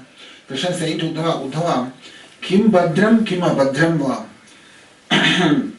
What is good and what is bad in this world? He's asking this question to Uddhava. Uddhava, what is good and what is bad in this world? Because everything you are talking about in this world is through your senses and the mind. Vajodidam, whatever you are talking about, Vajodidam tad anudam, it's all a lie. Manaso dhyadam evava, it is all come through your meditations and through your mind. Mind is causing this problem, you see. So you can see from there, this talk about absolute truth is at the very end of instructions to Uddhava. Krishna is saying to Uddhava, Kim Badram, Kim Abhadram Va, Dvaidasya Vastunakiyat, Vajodidam Tan Anurdam, Manaso Dhyadame Bhava. Vajodidam Tan Anurdam, everything that is spoken by this mind is lie. Anurdam. Anurdam means, in Hindi it is a jute, isn't it? It's a jute. It is all, it is a total lie. So that is how much Krishna gives value to this mind. Vajodidam tan anudam manaso dhyadam eva. Whatever mind is manufactured it is throwing out, vomiting it out all the time. And you take that as the truth, he asking Uddhava. You take that as the truth, he says to him. So, because this is all duality, isn't it? The creation is duality, dvaidam. Kim Badram, Kim Abhadram, Dvaidasya Vastunakiyal. Dvaidam is this world, full of dualities. Dvaidam. So, in Dvaidam, it is not possible, he says. Vajodidam tan amradam manasadhyadam evava. We'll discuss that when we come to the 20th chapter, but Krishna has mentioned this statement about the mind in the 11th canto. If you remember, that much is necessary. So, as soon as you speak something, it becomes a lie. It becomes a lie. If you think something, it's a lie. If you think about something, it is a lie. If you speak something, it's a lie.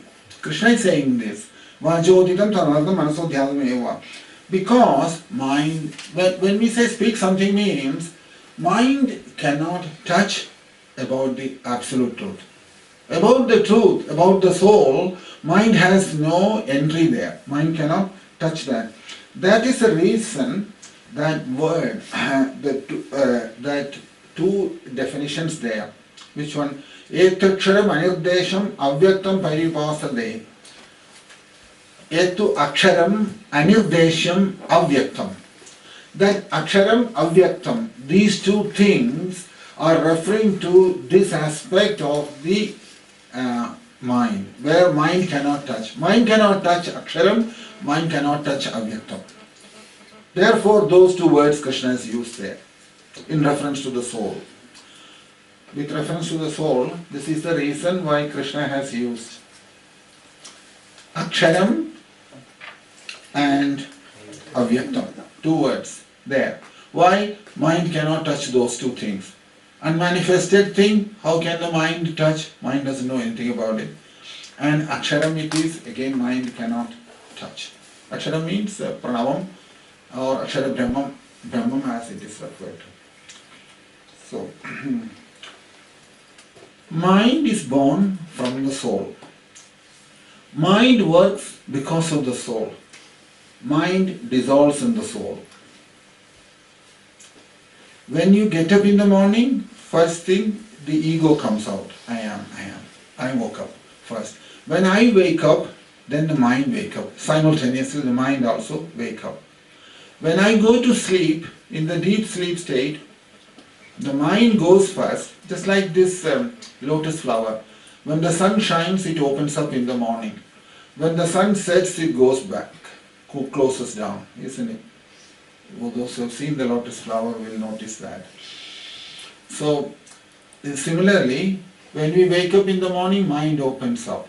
When we sleep at night, mind closes it down, closes its business, isn't it? So, so therefore, although it is born from the soul, and it is staying because of the soul only, because the soul is there, the mind is there, and it dissolves in the soul, it is, in spite of all that, mind is telling, I don't know anything about the soul. See the difficulty? We have the mind, and we are talking about this truth so much, but we cannot get it, what it is. And this mind, what is operating within all of us, is functioning because of the presence of the, it was born from the soul, it's come from the soul, and it is functioning because of the presence of the soul, and eventually it gets dissolved in the soul in the night. If you take in a day, it comes out, stays for some time, and then dissolves in the night, in the soul, isn't it? And still, mind is saying, I cannot talk about the soul. This is the reality. This is the reality. Just like the screen is there, the movie is going on. The movie is going on. All the actors and actresses and all the different things, war, marriage, and different scenes in the movie, everything is going on the screen. But the actors won't be able to say anything about the screen, or the different personalities who appears on the screen. They cannot talk about the, they are saying there is no screen. They appear and they go. But the screen, they are not conscious of the screen. The personalities who come on the screen, they are not conscious of the screen. Similarly, mind is there, it comes up and disappears. But just like the movie to appear, you need the screen behind, isn't it? In Shastram, the word they use is adhishtanam. Adhishtanam. Krishna uses that word in the Bhagavad Gita at the end. Adhishtanam tadha karta, the 5 things. So adhishtanam is the screen for the movie. Similarly, for the mind, intelligence, ego, and senses and body, the adhishtanam is the soul. Adhishtanam is the soul. Without the soul, there is no body, there is no mind, there is no intelligence, there is no ego, there is no senses, there is nothing. They have no activity. But just like the actors will say, I don't know anything about the screen, I acted in that movie, this movie, that movie, they'll say. But they will never tell you about the screen, I have acted in that screen or this screen. They'll say, I have acted in this movie or that movie. Similarly, mind, body, intelligence, ego, they are all doing different things. Only when that screen behind this, the adhishtanam, the soul is there. Otherwise it cannot operate, isn't it? Otherwise it cannot operate it. So that adhishtanam is what we refer to as avabodham, awareness, consciousness in other words. So, because it is like that, in spite of the fact that it is born from the soul, it is staying within the soul, and it disappears in the soul, it cannot explain the soul. Therefore, that word anirdeshyam. Yetu aksharam anirdeshyam. That word. Yetu aksharam anirdeshyam. Avyaktam paryuvasate. Sarvatra gamachinyancha. Kodastam achalam dhruvam. So each word is very important, because impersonalism, if you want to understand, impersonalism is another word, but that method of worship, if you want to understand, these understanding of these things are important. So, so using the same etaksharam anirdesham avyaktam parivasate, using the same word, aksharam, anirdeshyam, avyaktam paripasate. On the other hand, is that something which doesn't exist then? If it is like that, is that something which doesn't exist? Krishna says no, sarvatragam, it is everywhere. Look at the way the soul is. Soul is aksharam, anirdesham, avyaktam. But if you ask the question, if it is like that, is something you can't, is he not present everywhere? No, it's present everywhere. There is no place where the soul is not present. Sarvatragam, he says there. And achintyancha. Achintya means what you cannot think of. It is not, under your thought power. You cannot bring it into your thoughts. Because mind and intelligence, they work together. Isn't it? And therefore, the mind is thinking, if I have good intelligence, and if I bring all the data, intelligence will be able to pick up from that. That's how our system works at the moment. Is it not? But it will not. That's what Krishna is saying. Sarvatragam achintyam. It cannot be thought about.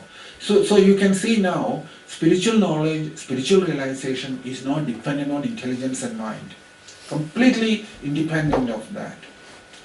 It happens in a peculiar plane, completely different from the mental platform or the bodily platform.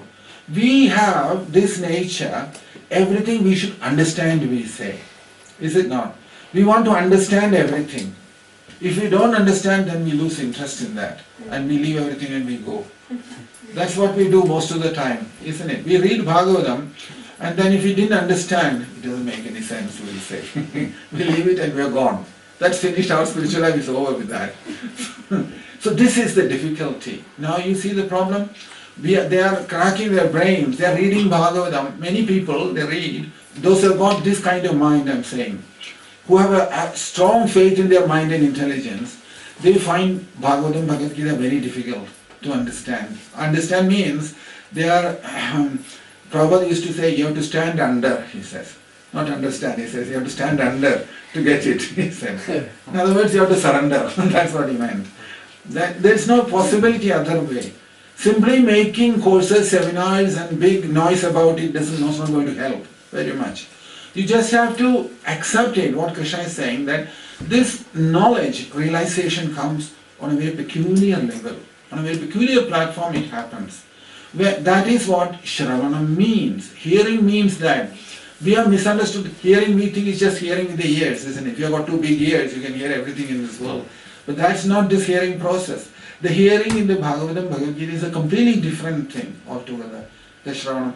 So that's what they say, first you have to learn how to hear things. So that is all implied in that. Krishna is saying here, Sarvatrama Chindinja Kudastam Ajana. Sarvatragam means, so wherever you go in this creation, the soul is present there. So, and that is why, if you look, one who has realized the truth, for him there is no more traveling anymore. There is no more traveling anymore. So, you will see this in the Bhagavatam.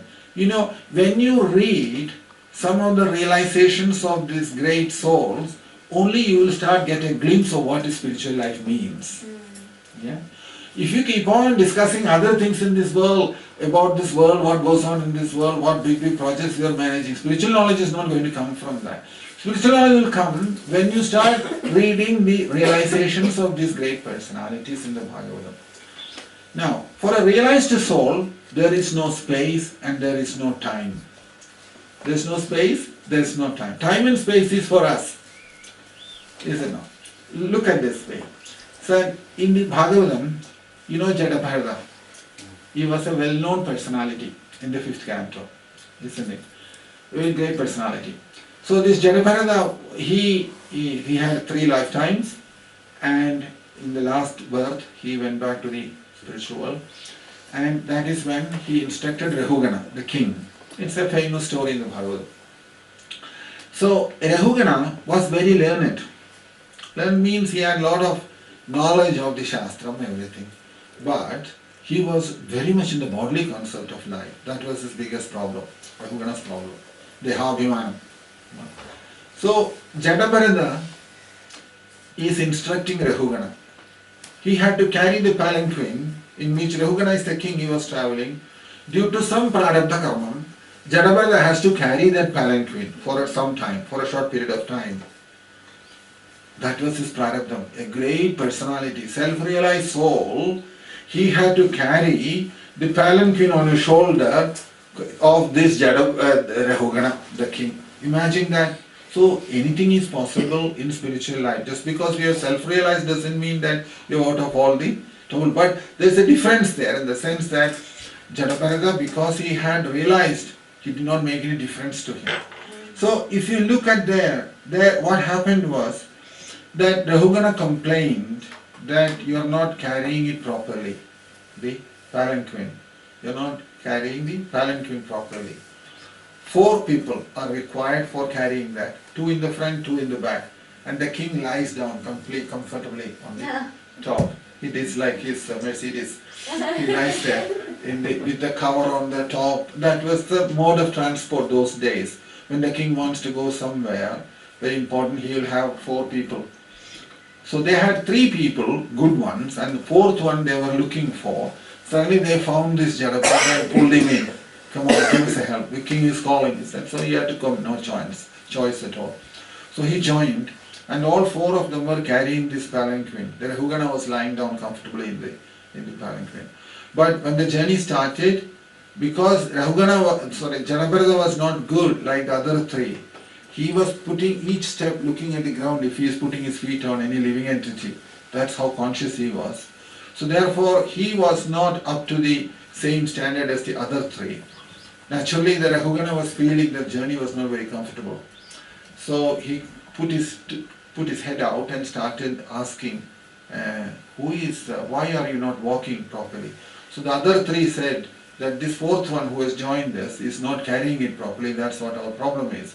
So Rahugana started asking him that, do you know who I am? He said, I am the king, and you are supposed to do what you have been told, otherwise you know what punishment you will get. He said so many things, he threatened him, it's all there in the Bhagavatam. So Jadabharata didn't say anything. After a while, Jadabharata thought about this, should I speak to him or not? And then he decided that, he looked at Rahugana, he understood that this person has some good intentions in him. He was travelling to see Kapila Maharshi, first of all, to Kapila Maharshi's ashram, Siddhashrama. He was going to see him there. That means that he has some good desires inside. He's trying to contact someone for self-realization, number 1. Number 2, he has studied the Shastram well, because the way he is speaking gives the indication that he seems to have a good knowledge of the Shastra. But he has got one problem, Dehabhimanam. What's that? Dehabhimana means? Identification with the body. Identification with the body. So, if I can get that out from him, he will be a perfect person. Rahugana will be a perfect person. And that's what happened in the story, if you read that story. So there, he mentions to him that Rahugana is telling him, are you very old that you can't carry it properly? Or what is your problem? He said. Looking at you, you will look quite strong. He says, Rahugana is saying this to Jadabharata. He is saying to him, looking at you, you look very good, very strong physically, but are you too old that you can't walk along with others in the same pace?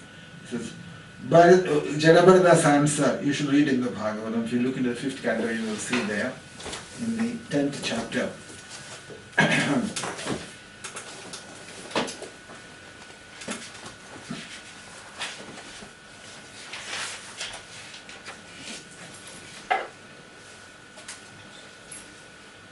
Brahmana Uvacha, 9th verse, in the 10th chapter, 9th verse.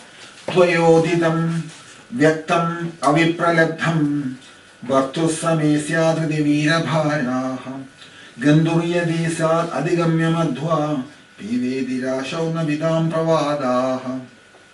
Says, Tvayodidam vyaktam avipralabdham Bhartusami syadidi veerabharaham. he says that a Veera, addressing him, a great person, he says to him that if there is a thing called weight, and if there is a body which carries that weight, and if it happens to the soul which is carried by the body, then this could be a joke, he says. This could be a joke. The way he replies that, because for the soul there is no journey from one place to another. It's not a matter, isn't it? Suppose I'm sitting here, if I want to go to the other end, I have to walk from here to there. But on a spiritual level, soul doesn't walk from here to there. The body walks. Soul is present here, soul is present there also. That is the difference he is making out. He says to him, Gandur yadisyad adigamya madhvaha pivedi rashona vidam pravadaha. He says, one who is situated on the platform of the soul, for him, there is no another place he has to go to because he is already present there. He is already present there. What does that mean? That's also another difficult thing, isn't it? Because he says here, if you remember, so Sukadeva Goswami answered the same thing in the Bhagavatam. How did he answer? Tam sarva bhuta hridayam munimanatosmi. When Vedavyasa Maharshi called his son, Putra, he called him back. Sukadeva Goswami walked out from there, from the house. And the trees and the plants and the creepers, they answered the question. When they called him Putra like this, they answered yes. The trees and the creepers and the plants answered Vedavyas. How did that happen? Because on a spiritual platform, as self-realization happened, is in the state of Sukadeva Goswami, the same soul is present in the trees, creepers, plants, everywhere. So they could answer on his behalf. Just to show to the father what state Sukadeva Goswami is. He's not on the bodily level. He's not completely on a spiritual level. That's why body did not answer. The all-present soul answered on his behalf. So because the soul is present everywhere, the soul doesn't have to travel anywhere. Once you have reached that state, traveling has no meaning anymore. Traveling has no meaning anymore. Today we think traveling is important from here to go somewhere else, to be present there. Why? Because in the bodily consciousness it's required. But in spiritual consciousness, traveling is not necessary. Traveling finishes there. Once self-realization happens, once you come to the platform of the soul, if you have identified and realized that truth, then there is no more traveling after that. Then wherever they want to accept the body, they can accept it and present in front of us. That is what you see when Sukadeva Goswami came to speak to Parikshit. Just at that point he accepted the body and appeared there in front of them. The 9 yogis in the Ekadasha Skandam, they came in front of King Nimi in different bodies at that particular time in front of them. Bhagavatam very clearly says that Avyaha Deshta Gadaya Surasiddha Sadhya Gandharva Yaksha Narakinnara Nagalokan. They can go to any world, they can go to any planet because they are on the spiritual body. They are not, spiritual body means in the spiritual state, not in the material body. With this body we can only travel here in this world, isn't it? But if you want to go to moon itself, we have to make so many changes in this body. And Mars we still don't know yet. Moon they say we are gone, but but you can see the problem that this body is only suitable for, body limits you. Body puts a limitation on us, on the soul. It puts a limitation on the soul in the sense that as soon as you identify with the body, you are limited with that. So that is what happened here. Jadabrata says to Rahugana, Rahugana, you are asking me that to walk. Where should I walk? How far should you are telling me to go from A to B? For me, there is no A, there is no B. His answer, exactly like the way Sukadeva Goswami answered in the Bhagavatam. Remember that in the beginning? In the same way, here Jadabrata is answering Rahugana also in the same way. There is no traveling for me. I am present everywhere. That is his answer to that. That's it. Just see that how self-realization changes everything. That's why he mentions there that Gandur yadisyat adigamya madhva pivedi rashau navidam pravadaha. Gandur yadisyat adigamya madhva pivedi rashau navidam pravaham.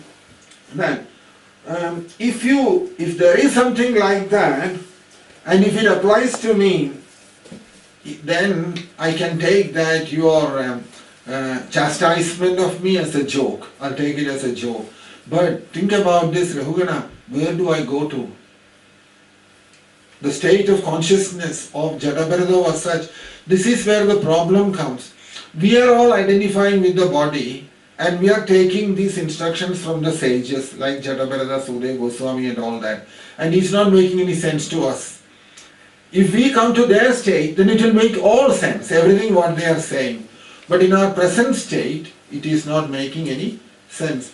Then you can read a few more verses after that in the Bhagavatam, you will see the same thing he is saying there. Staulyam karshyam vyadhayam adhayascha Kshutrabhayam kaliricha jaraja Nidraradar anuraham madashujo Dehena jadasyahi me nasandim Staulyam karshyam vyadhayam adhayascha. You say I am fat, am I fat? He says. You say I am thin, you say I am sick, you are asking me whether I got hunger or thirst, you are asking me whether I got fear or desires or old age or sleep or attachment or anger or pride or distress. All these things, Rahugana, is only for a person who has got a body, who has got a material body. Otherwise all these things don't exist. Staulyam karshyam vyadhaya adhayascha Kshutrabhayam kaliricha jaracha Nidraridir manyu aham mada shujo Dehena jadasyahi me nasandi. Only if you have a body, you have to worry about all this, Rahugana. I don't have that. Very straightforward answer from Jadabharata. Bharata Maharaj answers like this. When Rahugana heard all these things, he started thinking, this is not an ordinary person. Nobody will speak like this. Jumped out of his palanquin. There's more verses after that.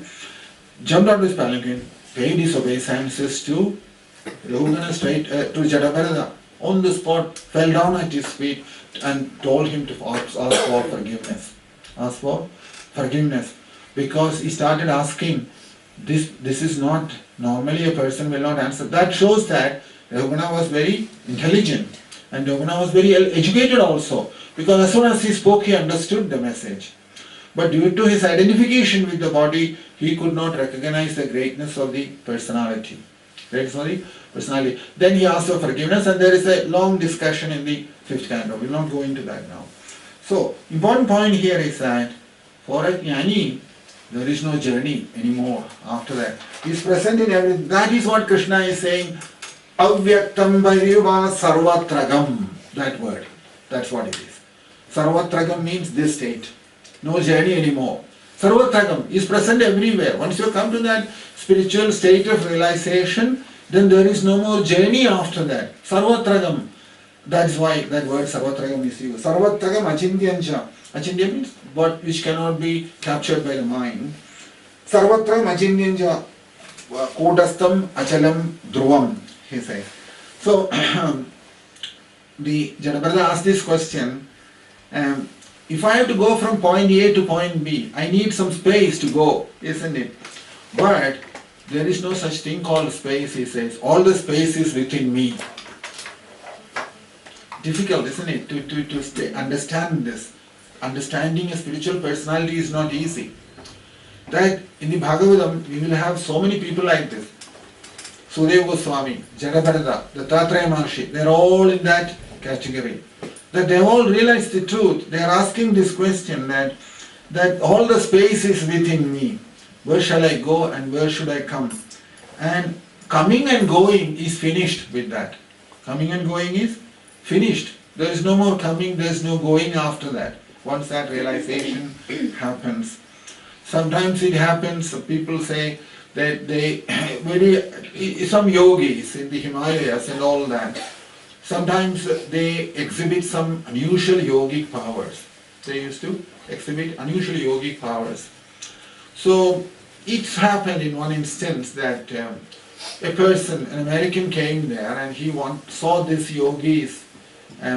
He could stay for many days without sleep, and many instances he performed Ashtanga Yogam along with Jnanamargam. Both he had that very deeper realizations. You will see people like that. They are not into exhibiting their yogic powers or anything, but it so happens sometimes you get to know them, hear about them, see them, or something like that happens.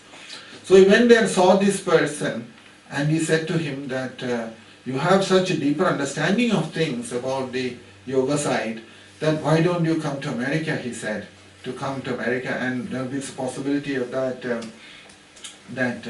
some other people may get benefited from this instructions from you. He says to him that America is here, he said. Because if you have reached that state of realization, one who is situated on the platform of the soul, for him America is not another place existing separately from him. It is within him. Time, space, everything is in him at that time, because in Alma, as far as the platform of the soul, wherever you go, that alone exists. Only soul exists. And Sarvatragam, wherever you go, you are seeing the same substance. Same substance. That's why that verse is important. That verse will give you an idea of impersonal realization, what it means. Yetvaksharam anirdeshyam avyaktam paripasade sarvatragamam achindyam cha kudastam achalam dhruvam. All this is coming from that realization. From that realization. So,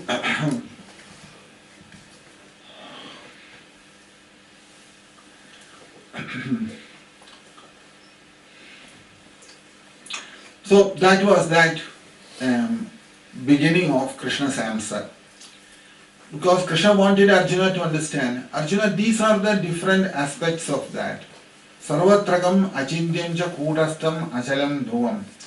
So, Chittavritti, we talk about this word, Chittavritti. Chittavritti means the thought waves that coming through. In that state, for a jnani or a self-realized soul, what happens to him? What happens to him is the mind disappears. How does the mind disappear? Means there is no more chittavritti inside. Chittavritti means the thought waves stops. Completely stopped inside. Because chittavritti cannot pop up inside his mind. Vritti means that any thoughts that comes up inside is called a vritti.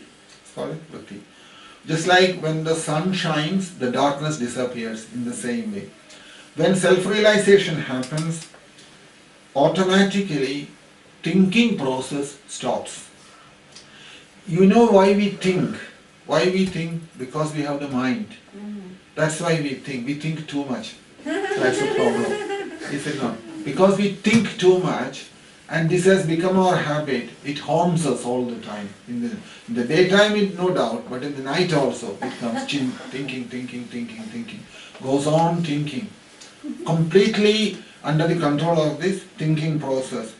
So that is why Krishna says, when realization comes, thinking stops. That's why he uses the word achindyam cha. Sarvatragama chindyam cha. Achindyam. You cannot think anymore. Thinking is finished there. And sarvatraham kodastam. Kodastam means what? Kodastam means he doesn't move. Who? The soul. Soul doesn't move anywhere. Kodam means, there's another word, meaning of the kodam is, it is how to put it? Kodam means is not genuine. It's false. Kodam means it's false. Because there is falsity in the sense that, see, why it is called kodastam is, take for our own body.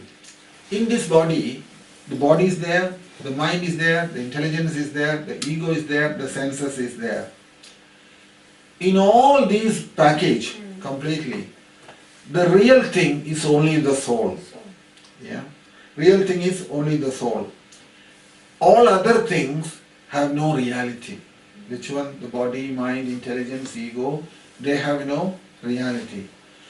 Within this unreal thing of this package, that real thing is there, which is the soul, isn't it?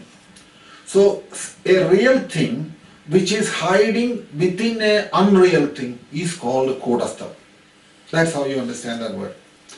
A real thing which is hiding within an unreal thing is called Kodastha.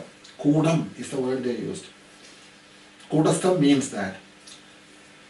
It's difficult to accept that, isn't it? Because for us, body is real, mind is real, intelligence is real, and soul is unreal. But Shastram is telling us, soul is the only reality, body is unreal, mind is unreal, intelligence is... Why is that? Because through this complete identification with the body, we have trapped into this. Actually, we are trapped here. Even the knowledge is not coming into us properly. It is fed to us in the false way, through the senses, through the mind, through the ego, like that. So therefore, Kudastha means, these words in the Shastram, you can't replace it with another word in any other language. The reason is that that word has been spoken by the sages. And they have selected the words according to their realization. So Kudastha means, within this unreal thing, that real thing. The real thing that hides behind this unreal thing is called Kudastha. Remember all these words, because we will keep coming again and again later. So, Krishna says, Etvaksharamanirdeshyam avyaktam paryupasadem sarvatra gamam achindyam cha Kudastham achalam dhruvam. Another two more words, achalam dhruvam. Krishna mentions here that, so to us now, it appears as though the body exists, the mind exists, the intelligence exists. And it is doing so many things, this body, mind, intelligence and all these things. But behind all these things, without any change, always supporting this body, mind, intelligence and giving this impression to us that all these things are existing, is the Kudastha. You see, we experience the body as a reality now, isn't it? From Vedanta point of view, body doesn't exist. Of course, that's a very higher understanding, higher realization. When we understand Bhagavatam, Brahma Sutram and all, when you study very well, they will prove it to you, body doesn't exist. It's a false thing that this thing called body we identify with. It doesn't exist. From the Shastri point of view, body doesn't exist, mind doesn't exist, intelligence doesn't exist.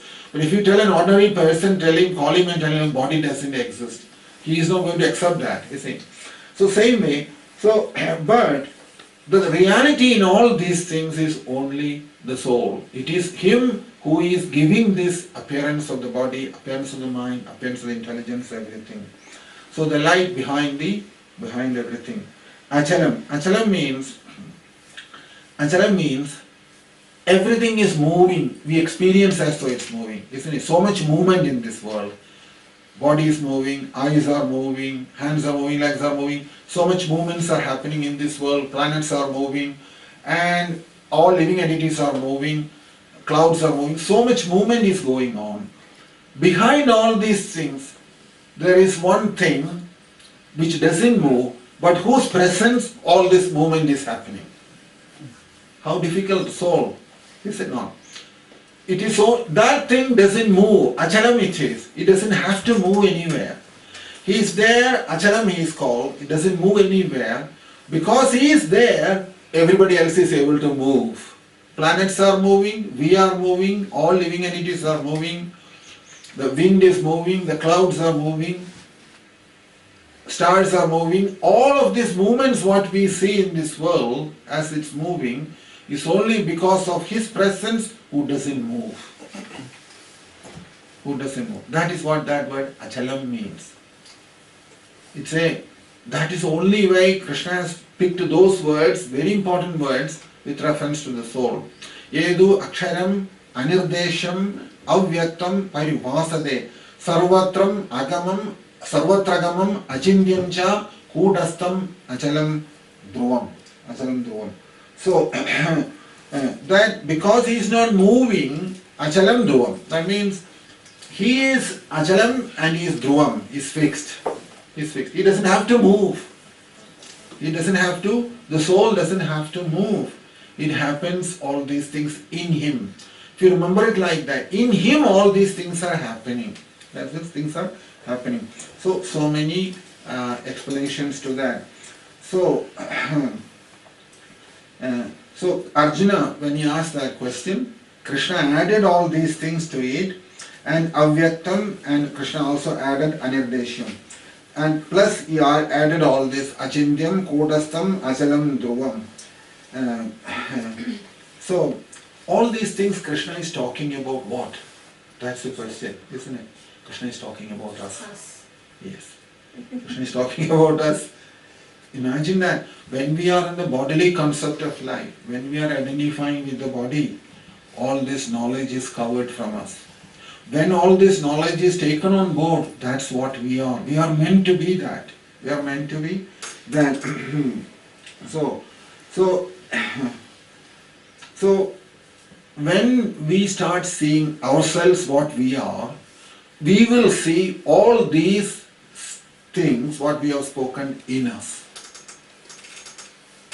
When we start seeing ourselves what we are, all these things what Krishna has spoken here, we will see that in us. We will see that is self-realization means. Self-realization means what? Self-realization means losing complete identification with the body and total identification with the soul. So as long as we are thinking we are this body, we won't see any of these qualities in us. Any of these qualities in us. And it will not match with us, any of them. But when we come to know who are we and what our real identity, then all these explanations what Krishna is giving for us will fit in there. Will fit in there. So how to know about that? How to know about that? That is the next verse in the Bhagavad Gita, what Krishna is talking about. So after explaining these things about the nature of the soul and telling us that this is what you are, again Krishna is saying to Arjuna, Arjuna, how to know that these are your symptoms and how to know about the soul. That is why that next verse is spoken. Let's read that verse. Sanniyamyendriya gramam sarvatra samabuddhaya te prapnuvanti mameva sarvabhuta hideyataah. Sanniyamyendriya gramam sarvatra samabuddhaya te prapnuvanti mameva sarvabhuta hideyataah. Sanniyamendriya gramam sarvatra samabuddhayaha te prapnuvanti mam eva sarvabhuta hideyataah. Krishna is saying to him that the Arjuna, this impersonal conception of the absolute truth, by controlling the various senses and being equally disposed to everyone, such persons engaged in the welfare of all at last achieve me. If you read the translation, you will see there that impersonal conception of the two verses together. Yedu yetu akshara manirdesham avyaktam parivasade sarvatragama chindyancha kudastam achala dhruvam sanniyamvedrigam sarvatra samabuddhaya te prapnu vandimameva sarvabhuta hideyataah. Read the translation. By those who fully worship the unmanifested, that which lies beyond the perception of the senses, the all-pervading, inconceivable, fixed and immovable, the impersonal conception of the absolute truth, by controlling the various senses and being equally disposed to everyone, such persons engage in the welfare of all, at last achieve me. Achieve me. So, there you can see here,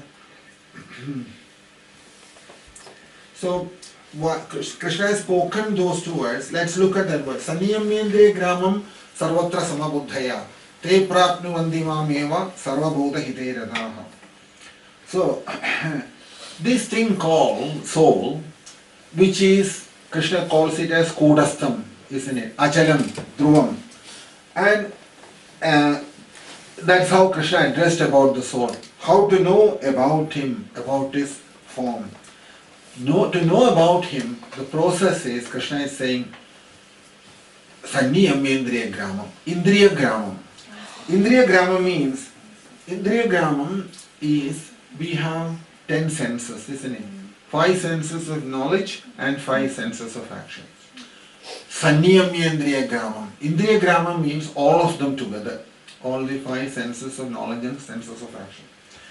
If all of them collectively go inwards instead of outward, if they close it down everything, if Indriya Gramam goes inwards, that means eyes do not want to see anything in this world, nose doesn't want to smell anything in this world, taste doesn't want to taste anything.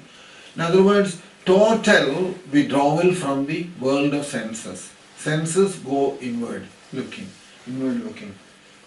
So, and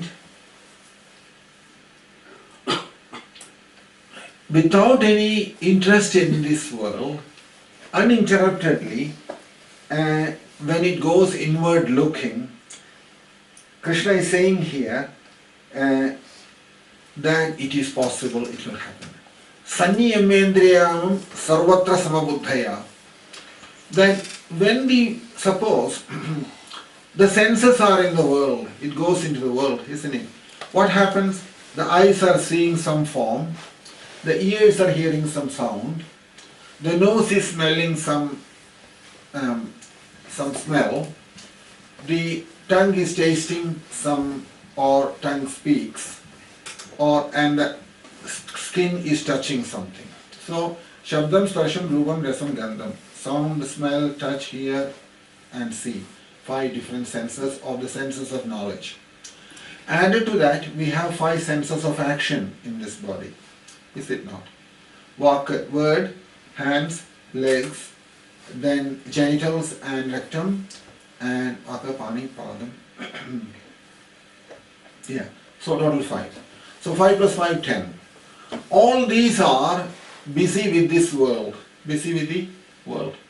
When they have stopped their complete activities in this world, what will happen is, it becomes andarmukham. That means the mind has no interest in the world. When the senses are busy in the world, mind will be busy in the world as well. But once the senses, Indriya Gramam, Krishna says, San Niyamendriya Gramam, Saniyamam. Niyama means that control on that Indriyam has happened. What will happen is, Sarvatra Samabuddhaya. At that time, in this world, you do not think one difference from one to another. Samabuddhi. Samabuddhi means equal vision everywhere will happen. Te prapnuvanti mameva. So, actually, Krishna has that andarmughatam. That's what it is called, andarmughatam. Andarmughatam means inward looking nature. Inward looking nature develops. If you are not seeing the world, you have to see the soul. There is no other way. When I say seeing, means not seeing with the eyes. Yeah? Seeing the world, what I mean is that if you are not experiencing the world, today we are experiencing the world, isn't it? Through the senses. In a very subtle level, we are experiencing the world. We are seeing, we are hearing, we are smelling, we are touching, we are tasting. Senses of knowledge is working like that. And 5 senses of action is also working. Walking, doing things with the hands, legs, all those things. So, Jnanendriyam or senses of knowledge, Karmendriyam, senses of action. They are both operating. If they are not operating anymore, completely stopped, Sanniyamendriya Gramam, then what will happen is, you got to enter into the world of the soul. That's what yogis are trying to do. Practically, they control the senses to such extent that they have no involvement in the world anymore. This is why they develop this inward looking nature. Jnani develops in a different way. he, out of his renunciation of the world, he moves away from the world. Moves away from the world. A devotee gives everything to Krishna and moves away from the world. All of us have to do the same thing, whether it's a jnani or a bhakta or a yogi. We all have to do the same thing. But in one way or the other, one style or the other, it has to be done. A jnani gives up by giving up everything. A devotee hands over everything to Krishna. It's all yours. It's all yours. All the time. You have to keep saying to yourself that it's all Krishna's. It's all Krishna's. If you keep saying that, then one day you won't feel any connection with this world. In that case, what will happen? Sarvatra samabuddhaya. Then you will know that in this world there is no difference from one to another. Te prapnuvanti mameva sarvabhuta hite ratha. Krishna is saying here, and that is what Krishna is going to say in the next verse, that andharmukhatvam. Andharmukhatvam means inward-looking nature, without any vichiti. Vichiti means without any interruption. If you are not seeing this world anymore through the senses, you will be able to experience the soul inside uninterruptedly. Uninterruptedly, you will be able to experience the soul inside. That's what Krishna is saying there. In order to say that, Krishna is giving us an introduction here. Otherwise, he would have stopped here itself. Because in order to make it clear to Arjuna, all senses has to go inward looking. Because it is through the senses that the mind goes to the world. Isn't it? It is through the senses that the mind goes to the world. How? Through the eye, mind goes to see the form. Through the ears, it goes to enjoy the sound. And similarly, through the nose, it goes to enjoy the smell. Through the tongue, it goes to enjoy the taste. And through the skin, it goes out to enjoy the touch. So, what is happening is, when the mind goes through these different senses to the world outside, what is that actually going out? It is what is known as the prana. Prana is the thing, our prana or energy in the body is lost in that process. Is lost in that process. Actually, prana and mind is not different.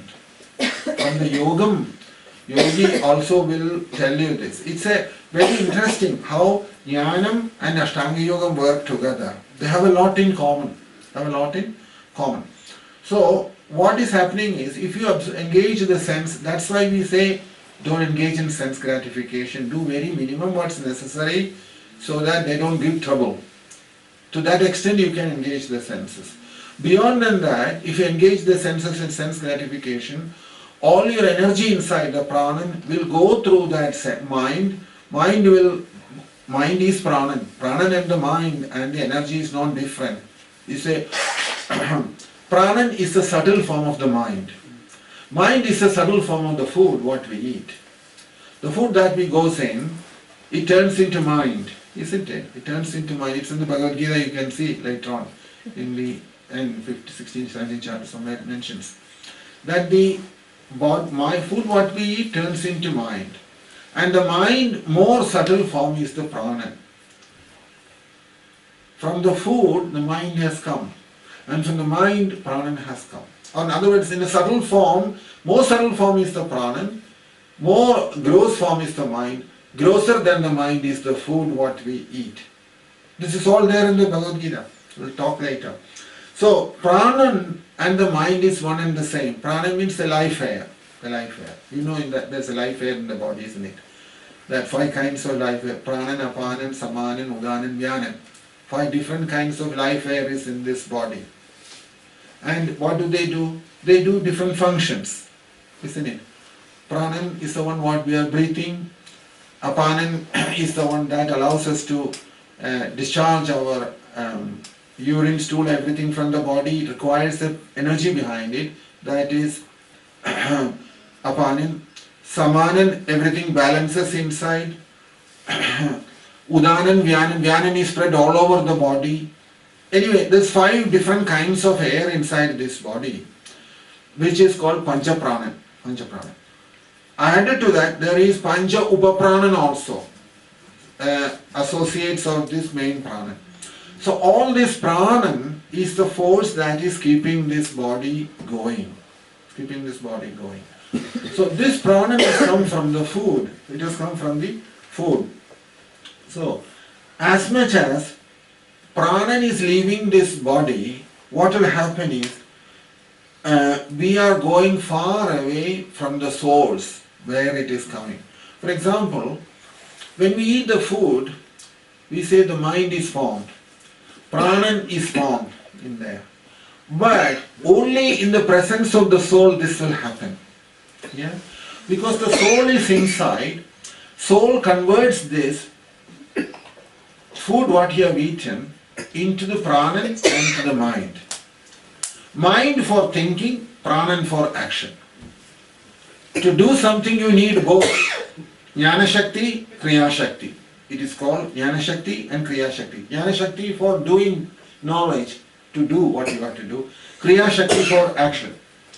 So Pranan is required for Kriya, for action, and mind is required for Jnanam, the knowledge, for analyzing things and whatever you want to do. So body is such a subtle thing. Very difficult to understand this body. That's why after so many years of experience, research, and the scientists are still not got anywhere near this body to understand it properly. You can see that, isn't it? They are always puzzled with this body because it is a complicated construction, this body.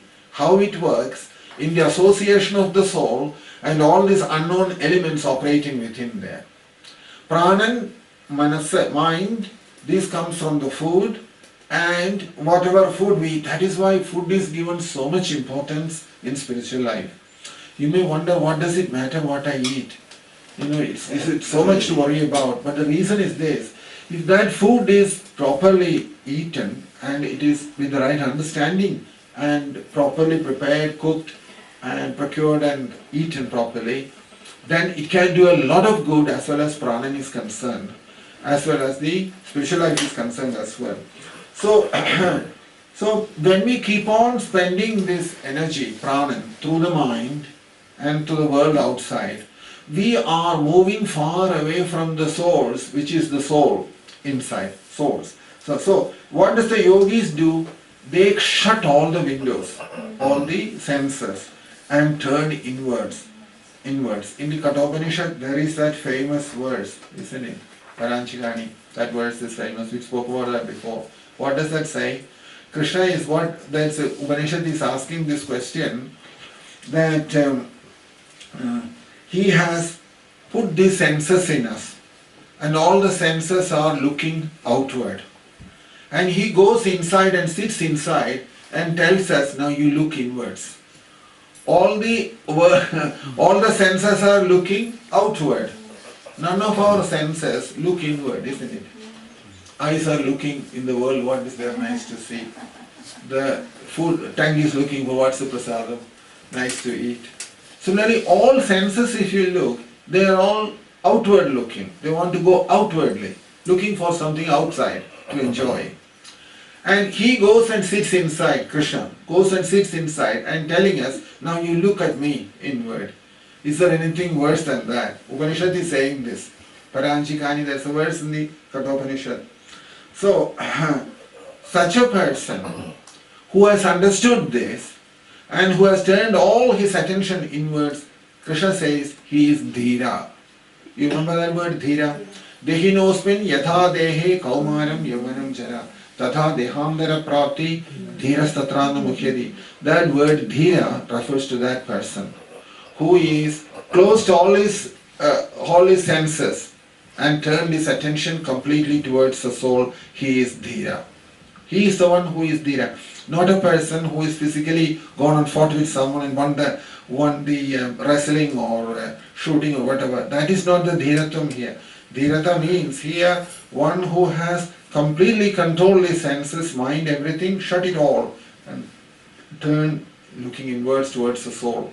Or in other words, who is spiritually progressing, spiritual advancement, who is making, who is realizing the truth, Who is after self-realization? He is Dhira.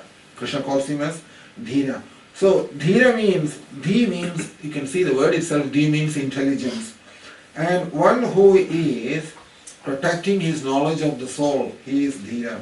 So he turns all his senses inwards and he stops his mind, which goes through the senses to the world outside, and turns the attention all towards the soul, the source, from where everything has come, and realize the soul.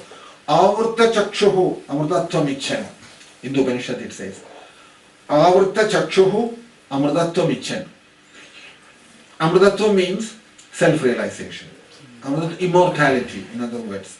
One who wants freedom from the cycle of birth and death, for him what is called as amrtatvam. Amrtatvam means immortality. Doesn't want to die anymore, doesn't want to take birth anymore, such a person. You must remember, this birth and death is for the body, not for the soul. So people misunderstand when we say that there is no more death. What we mean to say is that death is for the body. This body will be the last body to die. After that there is no birth again, so there will be no death anymore. That's the way it works. Not that in this body I'll remain like this forever. That's not possible. Even Krishna wants it, it's not going to happen. That you have to leave this body. This is under Prakriti. This body we have got, because when we got this body, we were not in the self-realized state. That's why. If you are in the self-realized state, this body would not go, but that won't happen. Realization came later, isn't it? Realization came later. So the body has to go, because this body was given to us before self-realization happened, so it has to go. But after this, no more in future another material body. That is what it means. That is how you have to understand that. Otherwise, people think generally that, oh, I've surrendered to Krishna, now I have to die. What does it mean then? No, that's not how it works. The way it works is like this. Avarta chakshuhu amrtatvam icchan. That this body what you have got, it has to go, because it has already come. Prarabdham has already taken its form, in other words. So therefore it has to go. But after this life, another birth won't happen. And because there won't be any another birth, there won't be another death either. That is what is guaranteed. That's what Krishna is guaranteeing. When he says that no more repetition of birth and death, means that this body, you cannot extend its life. It will go, it has to go one day, and it will go. That cannot be stopped. Nobody can stop that. But after that, another acceptance of another material body won't happen, which means there won't be another death either. So, avrta chakshuhu amrtatvam icchan. One who has got amrtatvam or immortality, he has to follow this. That he has to understand this, that this turning the senses inwards. So, in order to escape from the death. So, so Krishna is saying here, those senses which are going outward like this, in order to bring them inward looking, sanniyamendriya gramam. That is what that word means. Sanniyamendriya gramam sarvatra samabodhaya te prapnivandi mamevam sarvabhuta hite rataha. Sarvabhuta hite rataha.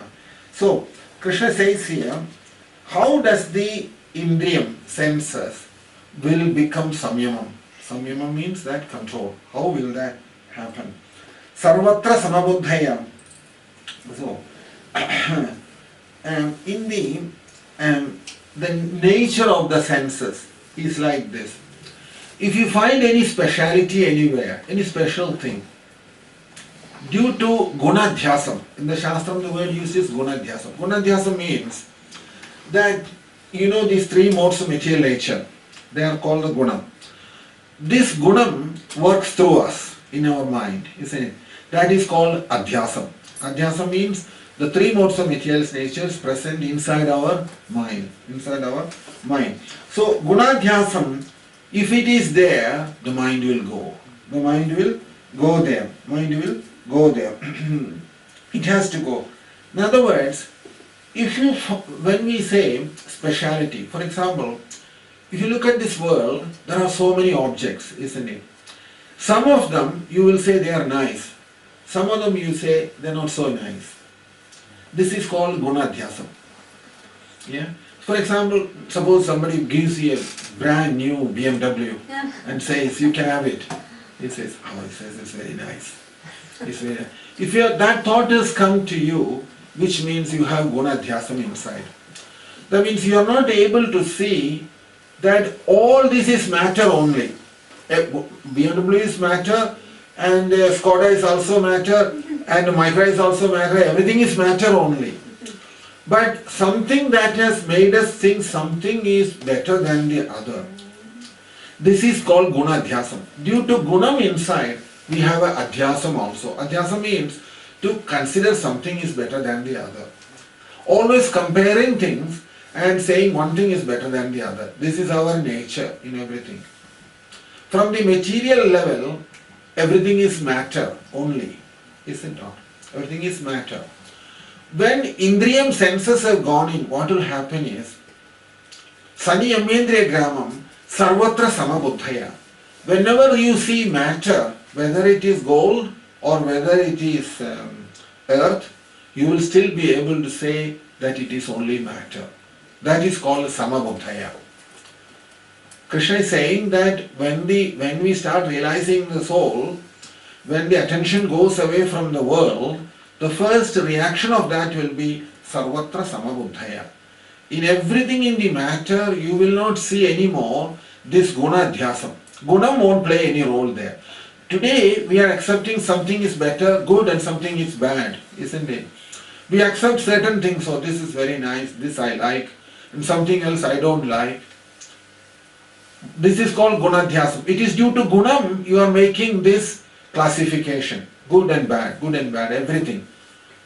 Gold is good and iron is bad, or silver is better, something like that. You make some kind of discrimination between matter, isn't it? Discrimination between the matter. This is called gunadhyasam. Gunadhyasam goes sarvatra samabuddhaya. Krishna is saying there. Sarvatra samabuddhaya. So when it comes to that, if he is in that state of consciousness, even if he remains with his eyes open, it won't affect him. Yeah. If that gunadhyasam has gone from inside, then even if his eyes are open, whatever happens in this creation, it will not have any impact on him. Sarvatra samabuddhaya, Krishna is saying. That samabuddhi state, that is what it is. So, normally, suppose there is some speciality anywhere, in anything, something special if you find, immediately your attention will go there, is it not? Suppose you saw somebody is driving a very beautiful car, your attention will go into it. So many cars are going on the street, you may not look at it, but someone comes with a very posh car, say a Porsche, driving the latest model, very expensive car, somebody's like, you naturally, attention will turn to that. Oh, that's a nice one, you may see. Something like that. Why? Because you saw some speciality there, isn't it? Speciality there. So, it is like that in everything, our senses are concerned. So, wherever you find, you call it as beauty or whatever you like it, you can call it. But if you see beauty, sometimes attention goes into that direction. So, that means samabuddhi is not there. That's what it means. So, when this gunadhyasam has gone, samabuddhi comes in a person and our attention will go there. Suppose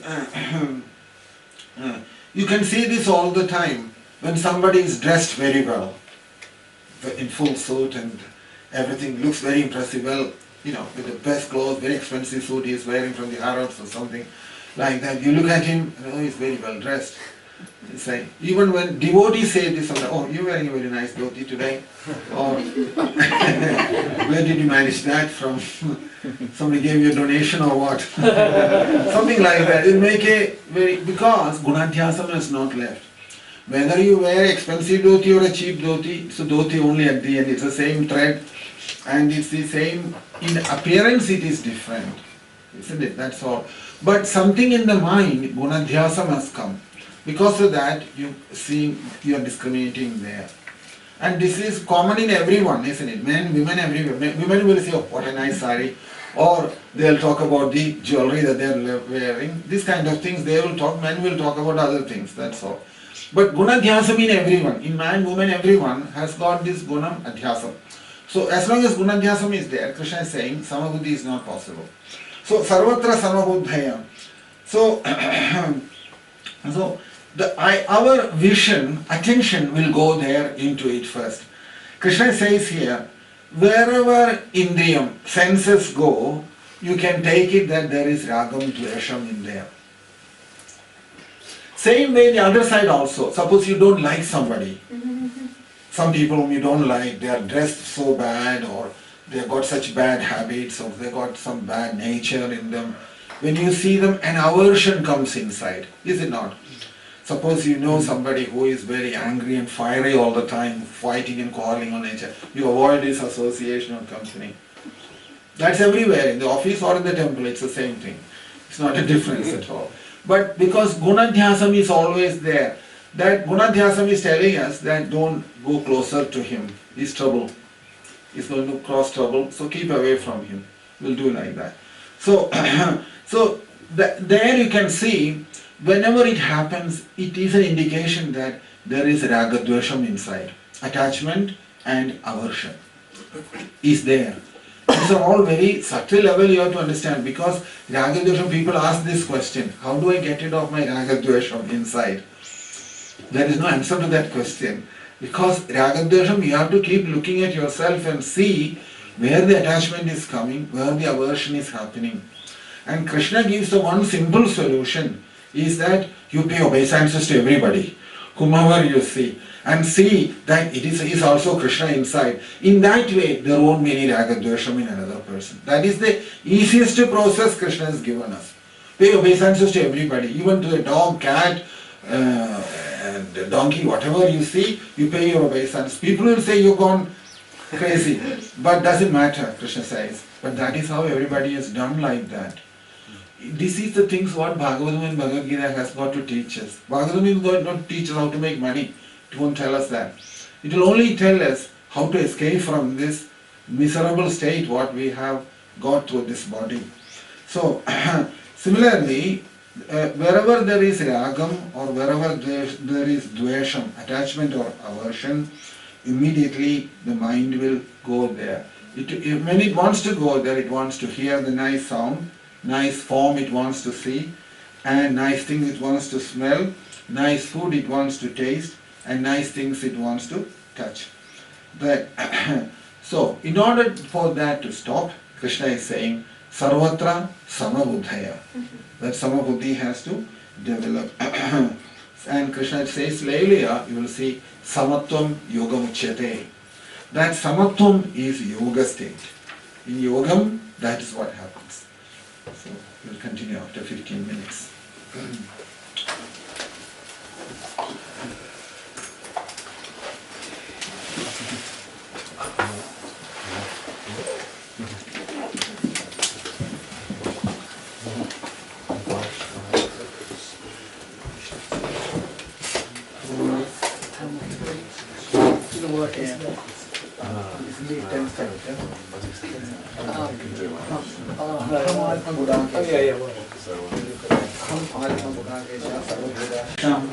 Krishna Krishna Hare Hare Hare Ram Ram Ram Hare Hare Hare Krishna Krishna Krishna Hare Hare Hare Ram Ram Hare Hare Hare Krishna Krishna Krishna Hare Hare Hare Ram Ram Hare Hare Hare Krishna Krishna Krishna Hare Hare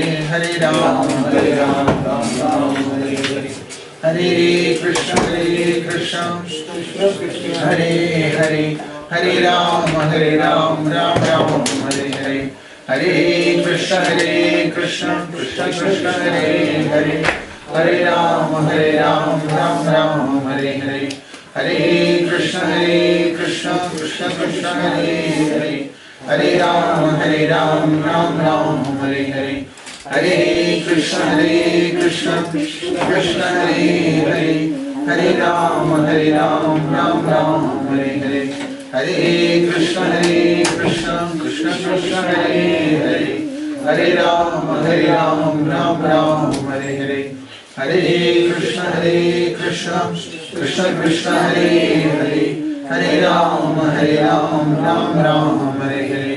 Hare Krishna, Krishna Krishna, Hare Hare, Hare Ram, Ram Ram, Hare Hare. Hare Krishna, Krishna Krishna, Hare Hare, Hare Ram, Ram Ram, Hare Hare. Hare Krishna, Krishna Krishna, Hare Hare, Hare Ram, Ram Ram, Hare Hare. Hare Krishna, Krishna Krishna, Hare Hare, Hare Ram, Ram Ram, Hare Hare. Hare Krishna, Krishna Krishna, Hare Hare, Hare Ram, Ram Ram, Hare Hare.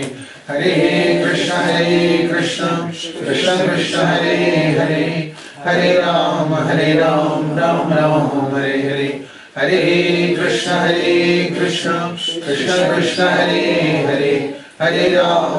Ram, Ram Ram, Hare Hare. Hare Krishna, Krishna Krishna, Hare Hare, Hare Ram, Ram Ram, Hare Hare. Hare Krishna, Krishna Krishna, Hare Hare, Hare Ram, Ram Ram, Hare Hare. Hare Krishna, Krishna Krishna, Hare Hare, Hare Ram, Ram Ram, Hare Hare. Hare Krishna, Krishna Krishna, Hare Hare, Hare Ram, Ram Ram, Hare Hare. Hare Krishna, Krishna Krishna, Hare Hare, Hare Ram, Ram Ram, Hare Hare.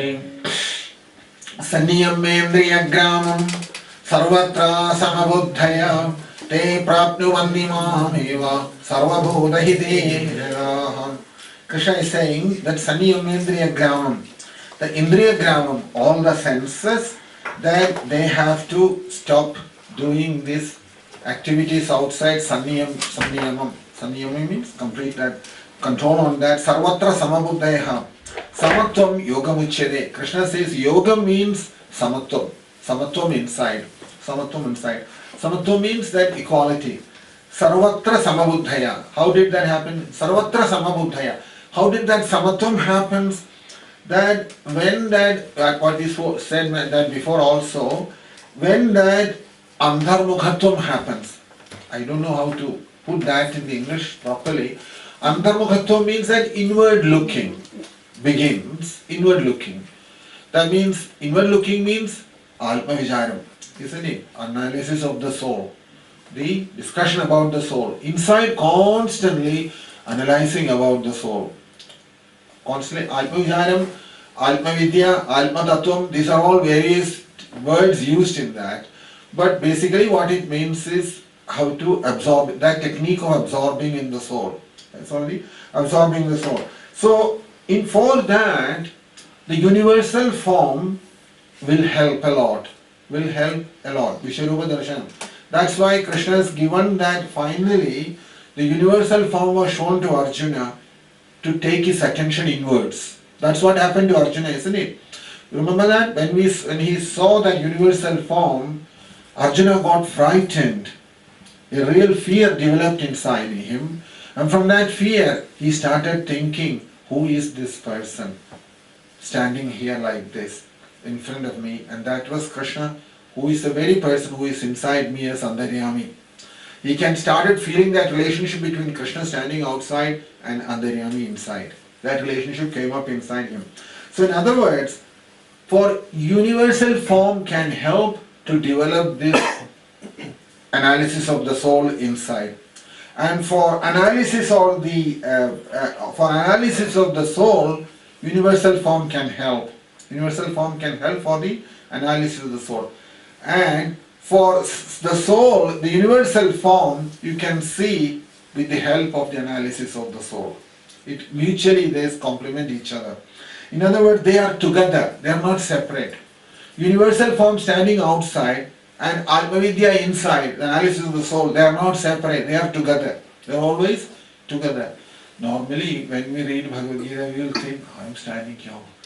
Krishna must have shown something amazing thing to Arjuna. And without knowing what is the purpose behind showing all that, thing to Arjuna, isn't it? We'll just read like that, translation, purport, everything read, and you'll come to some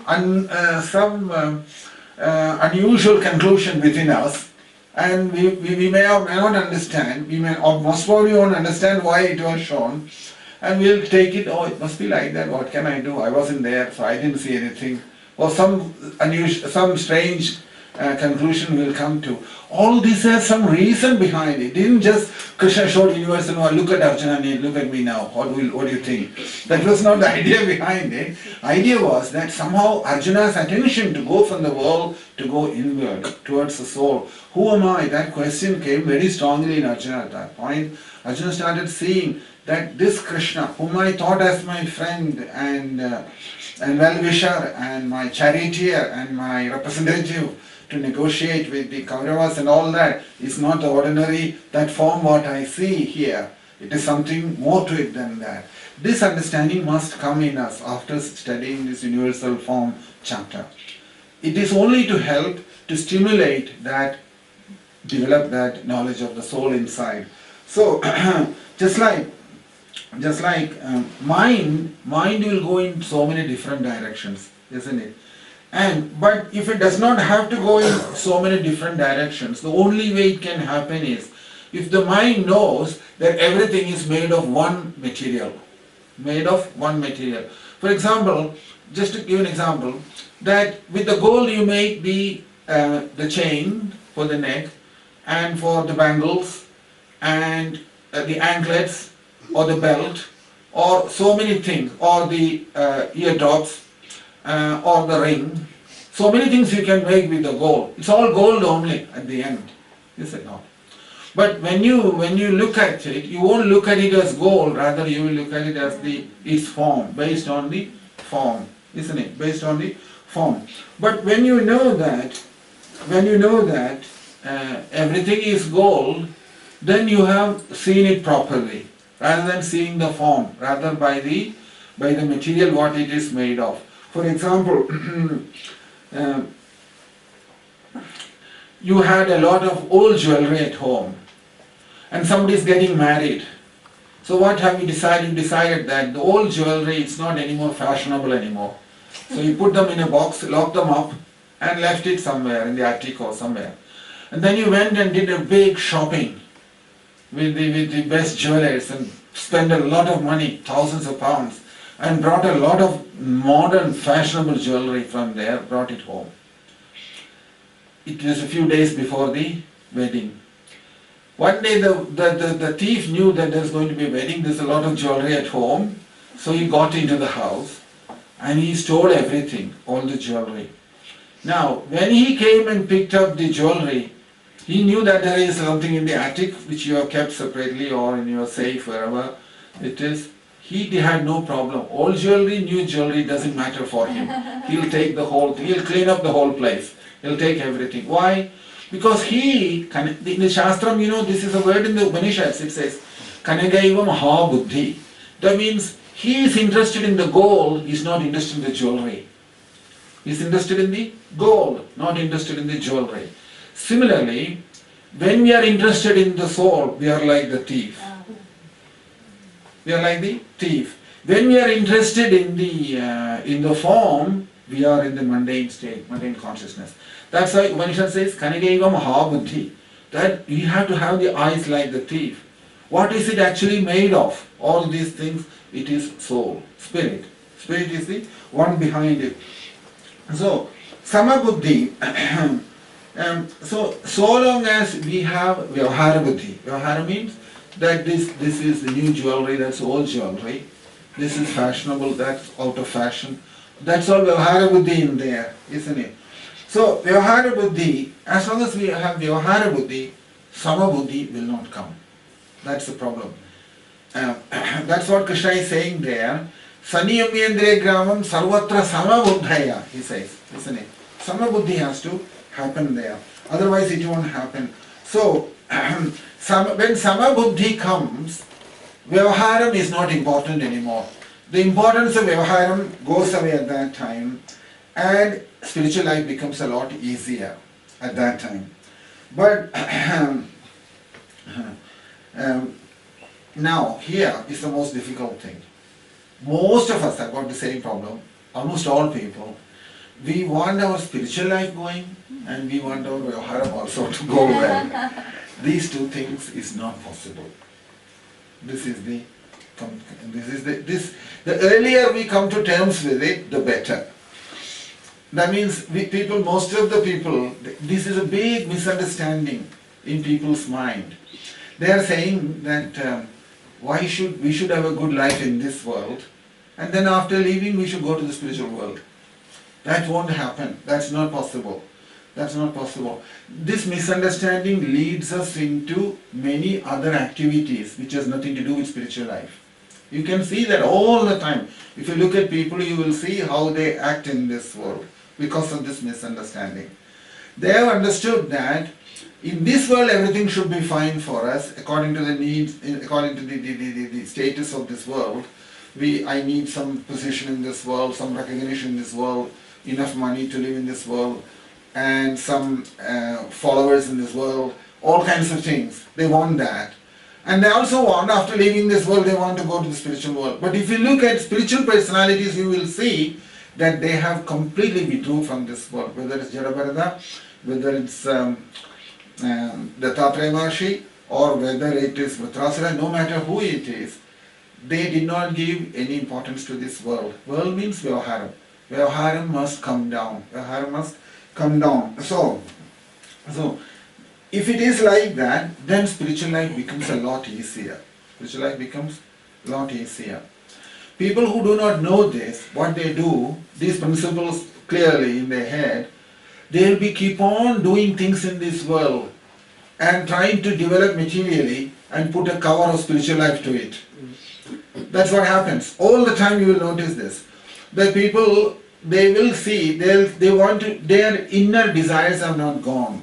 For recognition in this world, position in this world, and money in this world, and happiness in this world. If you have all that as priority, Krishna is saying, close your Bhagavad Gita and leave it there, finish up all that and then come. That is the message, very clear message. But our Swamis and Yogis, they are also started doing the same thing now. They also, if you have such desires inside, that I want a position in this world, recognition in this world, followers in this world, plenty of money in this world, and I also have to go back home, back to Godhead at the same time, it will not happen. It is better to recognize this and break up straight away from that. Otherwise what will happen is you will be cheating the world. You will be doing a lot of things in the eyes of the public that you are a very spiritual person, and you are able to mislead them as well. Not only you are misled, you will be misleading others as well along with it. It's a great mistake to do, and that's in the modern world. You can see this happening more and more and more all the time. And people getting completely, because most of the people are not aware of these fundamentals in spiritual life, they also get cheated in that way, and they spend a lot of time along with that, and then eventually they think, what have I gained in my life spiritually? Nothing. At the end, zero. Nothing has happened. So this is happening every day, every time, and it has to be taken very seriously, because Krishna is saying here that once you have this samabuddhi inside to develop, Vyavaharam is the biggest problem. So unless in Adhyatmam and Vyavaharam, they won't work together. It is not possible. It's not possible. Why? Because Krishna has created this world, and Krishna has told us this world is temporary. This world is full of distress. Don't waste your time on that. Trying to repair this world, try to fix this world. Don't try to do it. It's not going to work. So many people have come and tried this and gone. Ultimately they have gone. The world is still there, lying there as it is. Nothing has changed here. Earlier we were fighting in one name, now we are fighting in another name. So fighting is still going on one way or the other. So that's not possible. So this if you say to people sometimes, it's very difficult, because for them the world is very real. If it is very real, then it's very difficult. They have to come out of it first, that the world is not so real as I think about it. That understanding has to come. So Krishna is saying here that if you want all these things, all my Vyavaharam has to go very well, and And at the same time, my business, I should make a lot of money, my business should be on the top, and at the same time, I want self-realization, it's not going to happen. It's better to accept that first thing. It's not going to happen. Only when this world is not important for us or important for anyone, only at that time you can have Krishna. You can have self-realization, in other words. It's possible. So somebody is saying to us he wants both. He wants both. Self-realization as well as the material life. Material life as well. So,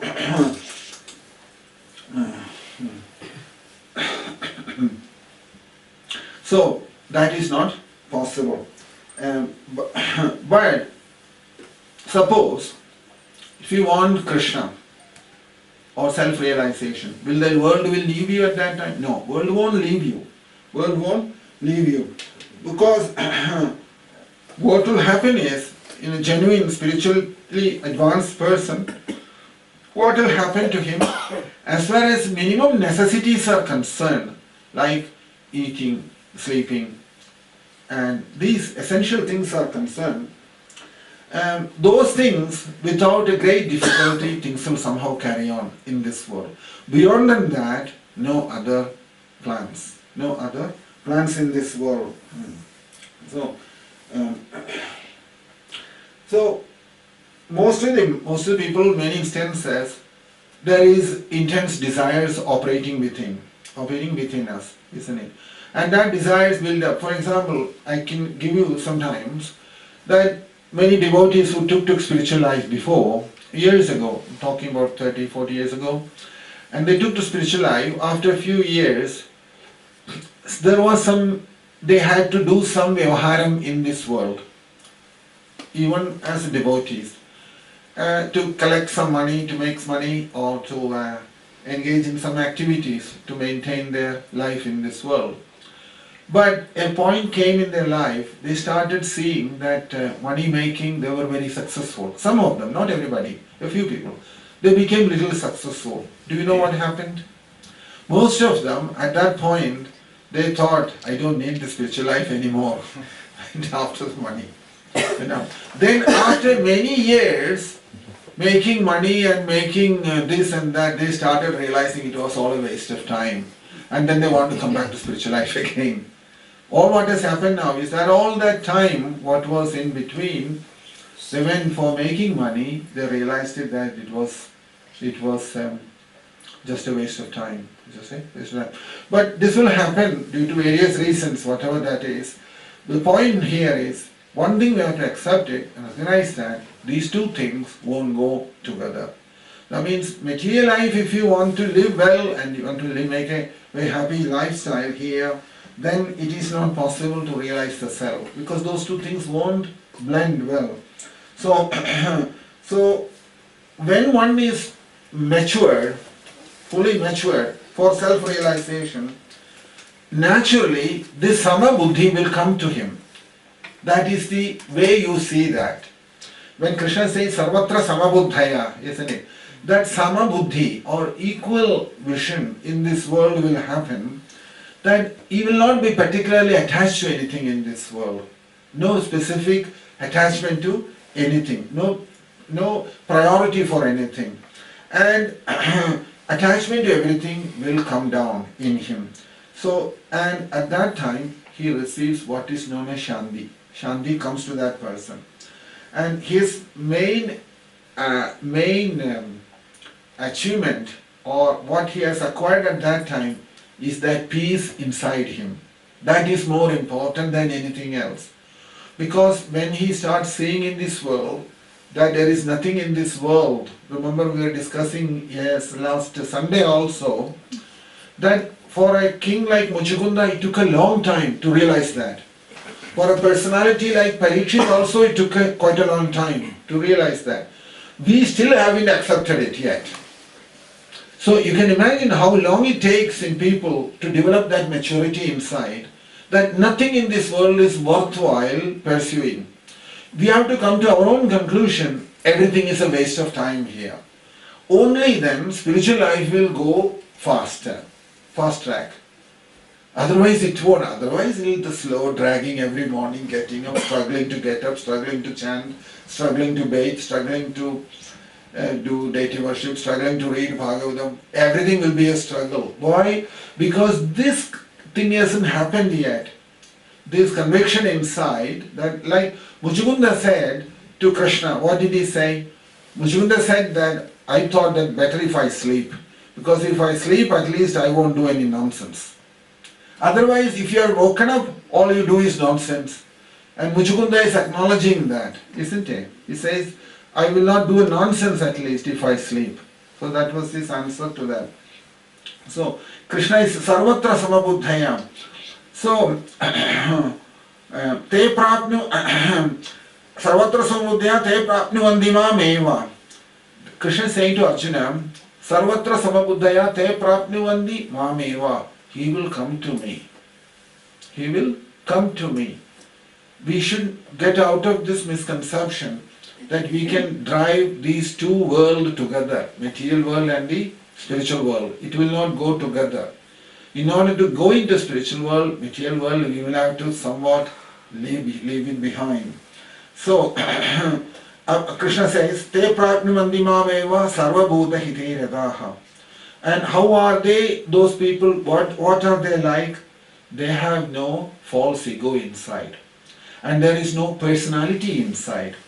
And they are already liberated, and they are equal to every living entity in this world. Sarva bhuta hite rada. They have no enemies in this world. They will do good to everybody. That is their qualifications.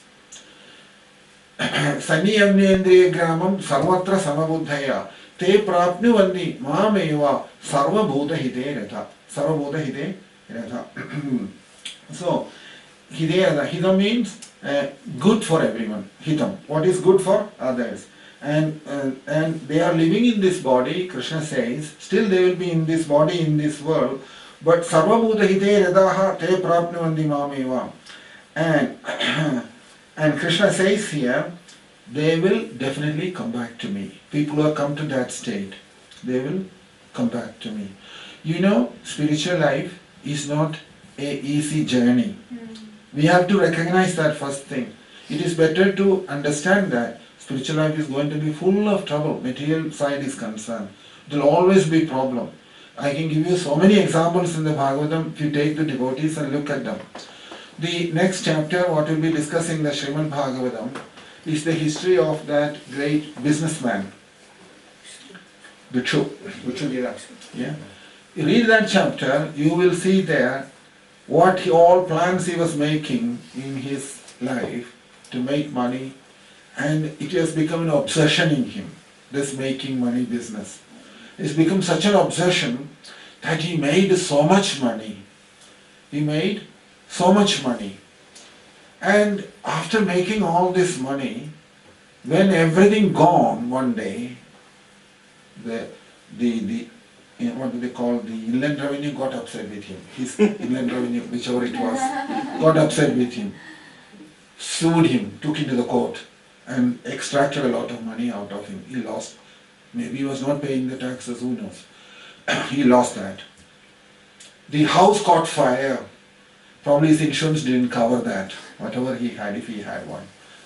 That also lost everything. House got burned. All the wealth was taken away by the inland revenue. King was not happy about him.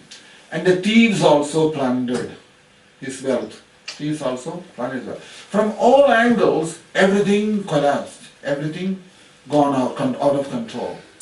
And he comes out from the house and he has got one burned blanket in his hand, which is burned inside. And all the people in the village comes and looks at him and says to him, you deserve this. What do you think? When all these things are happening, somebody comes and tells you, you deserve it. Because when he had been making money, all he thought about was about himself. Let me make as much as I can.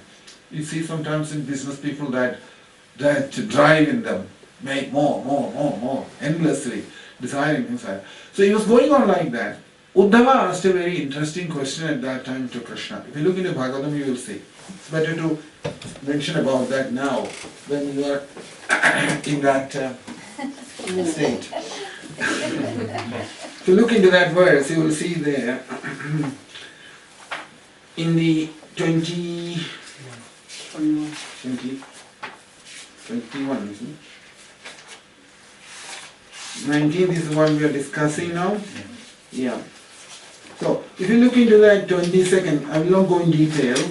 Krishna mentions there that how difficult it is, he says. Krishna is saying this, how difficult it is. He says, in that 22nd chapter, after that in the 22nd chapter, Prakriti and Purusha, material nature and Purusha, the Ishvara controller, that was discussed there.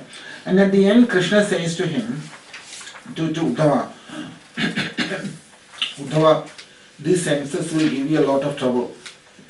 And never enjoy anything through these senses with attachment.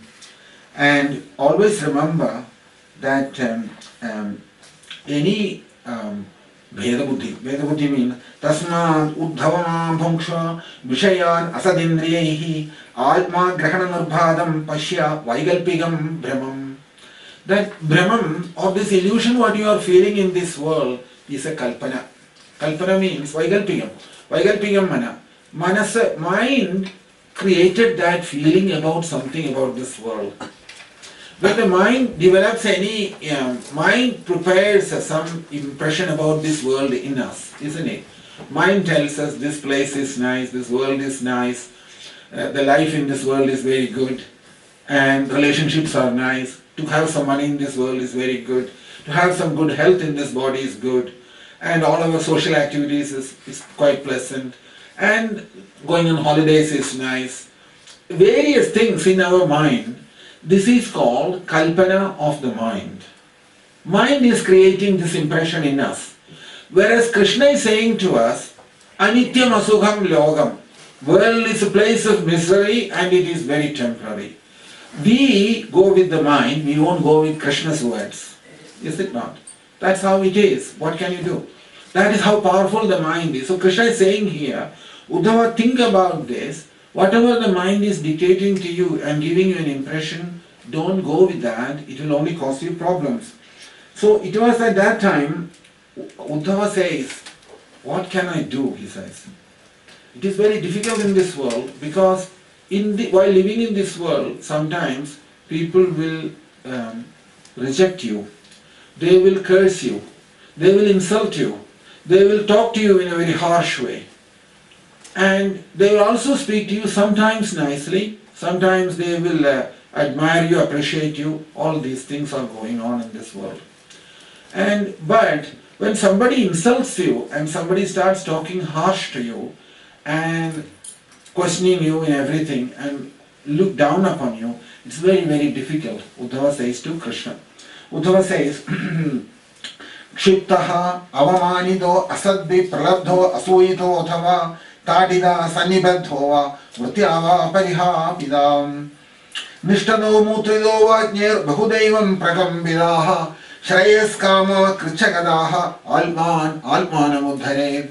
Krishna is saying to Uddhava, even if people do not give you any value in this world, avamanidaha, they insult you, they don't respect you, they completely treat you like a dirt in this world, and insults you, and they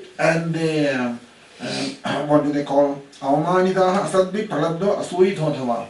That they talk to you in such a way in ridiculing you, if they do like that, and they feel envy of you, and they start beating you, and they spit at you, and even if they block your livelihood, they cause problems for your living in this world.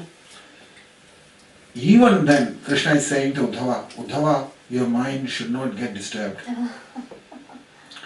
That's how it is. That's spiritual life. That is spiritual life. This is what I'm saying. That but because when all these things happen, Uddhava is asking Krishna, how can I fix myself in spiritual life when all these things are happening in this world? That is Uddhava's question. So, so Krishna is saying that is when your spiritual life should get its strength from, when those things happen, not otherwise. So even you may hear all these things, But in reality, in life, when such things happen, most of the people will get disturbed. Put them out. They will get disturbed up to a certain limit, because the false ego in all of us are very strong. Is it not? So up to a certain limit we will tolerate each other.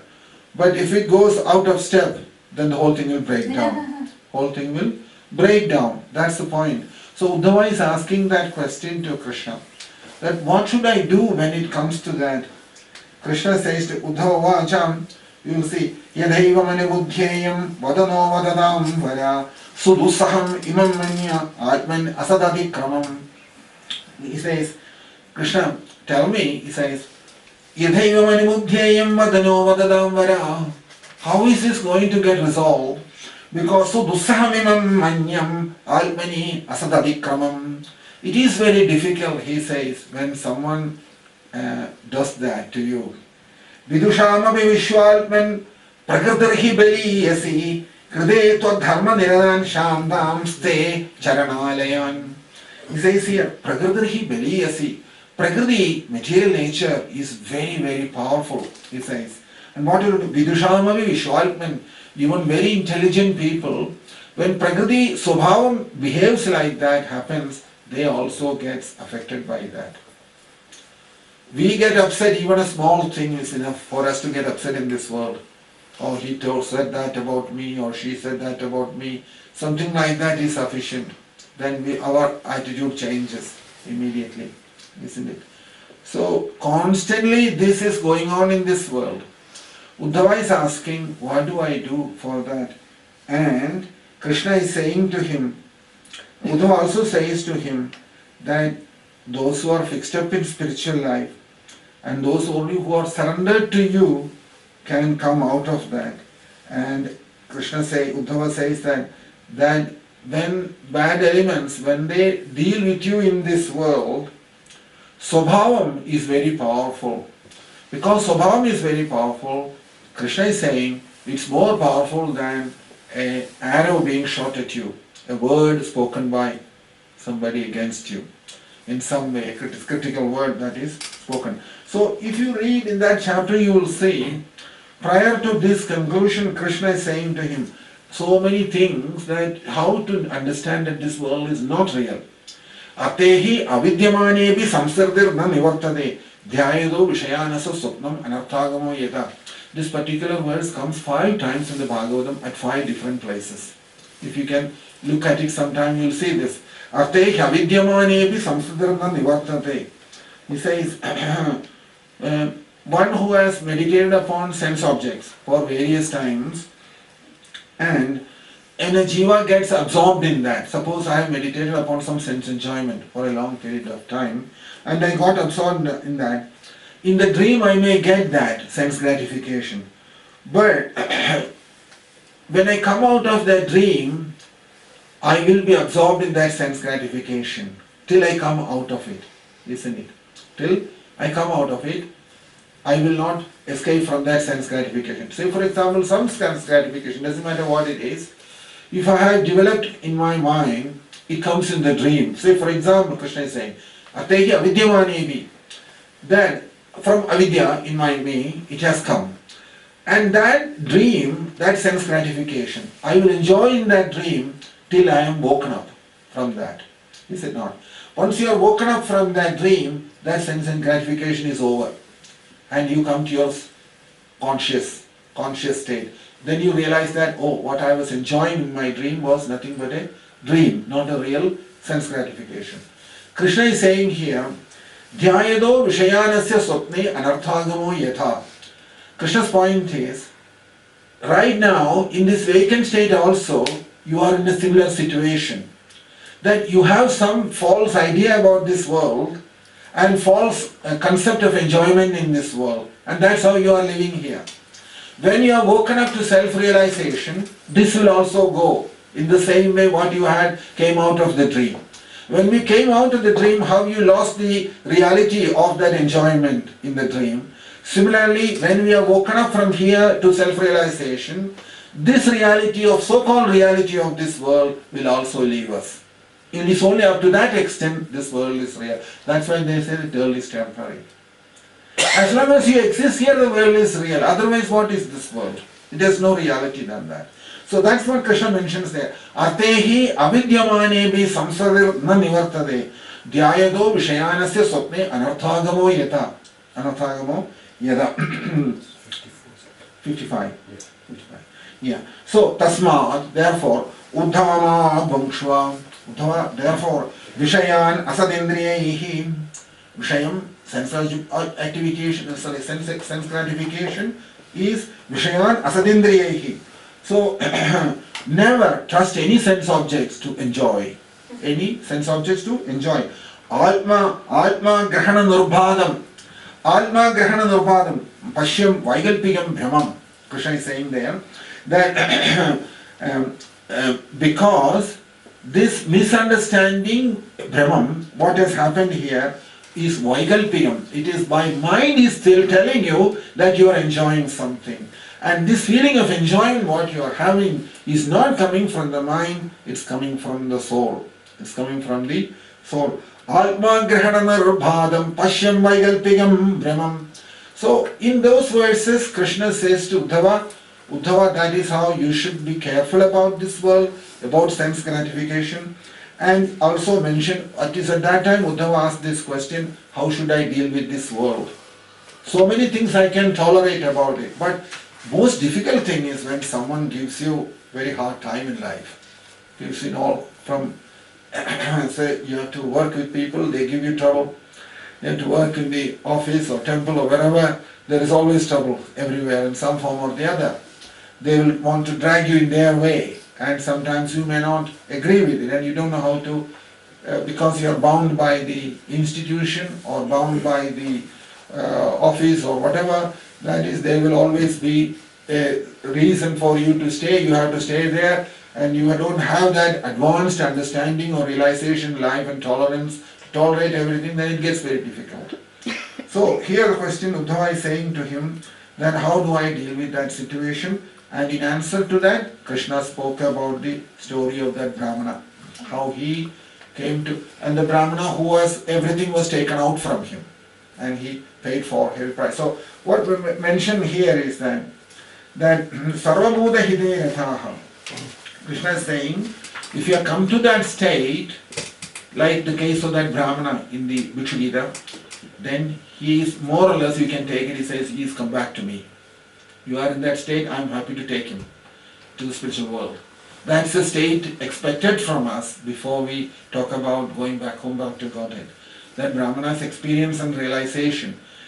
That's a very, very interesting, obviously this incident happened, it seems, that when Krishna and Balaram were in Avanti, at that time in Sandeepani Muni's ashram, when they were going through their education time, one evening they went together for a walk, and that's when this incident happened.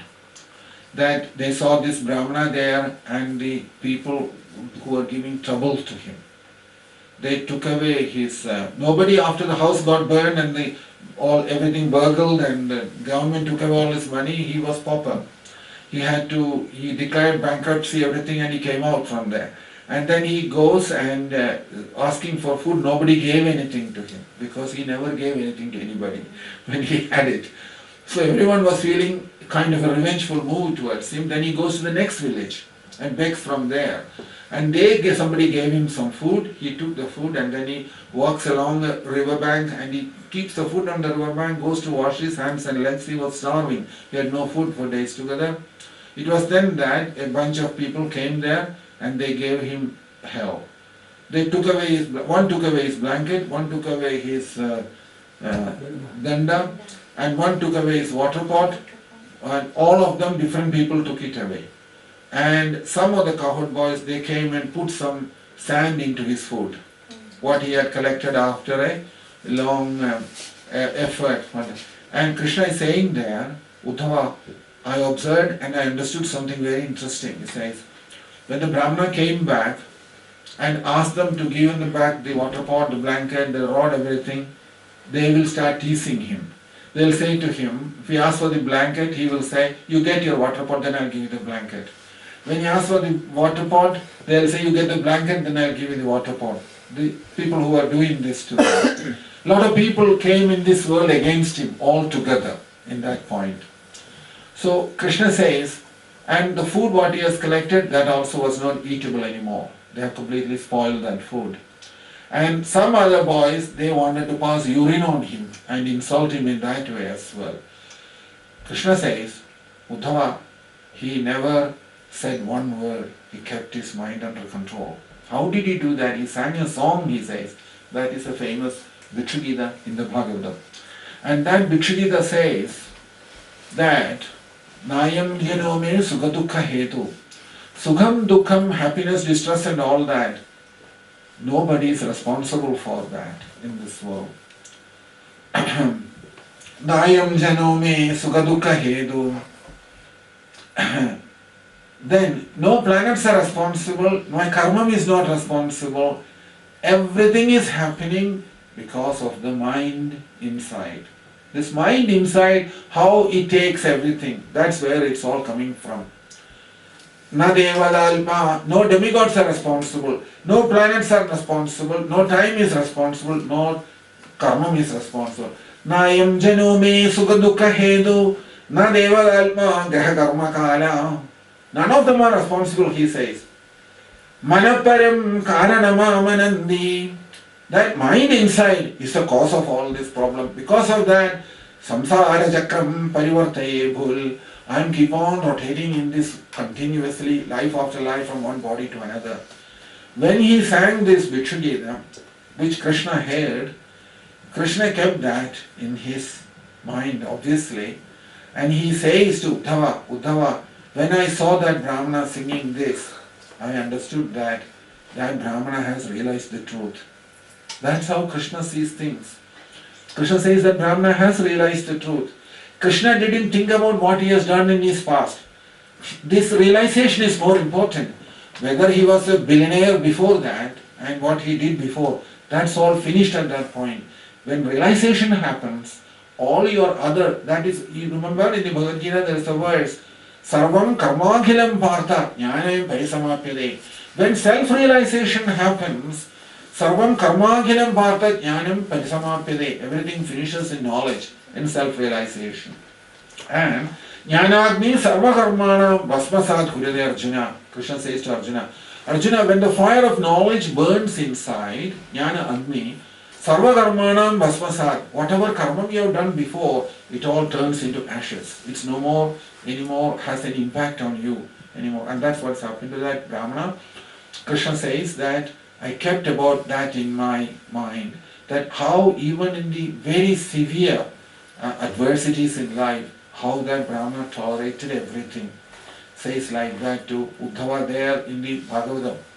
And that is what Krishna is saying. Once that samabuddhi comes inside, then the mind will not see things in a way, he's my friend, he's my enemy, I have to deal with this person, that person. This all that is gone from inside. Mind is completely finished with him.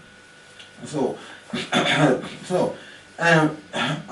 talking about all that, Sarabhuta Hide Nadaha, Krishna is saying there, Krishna says they will all come back to me.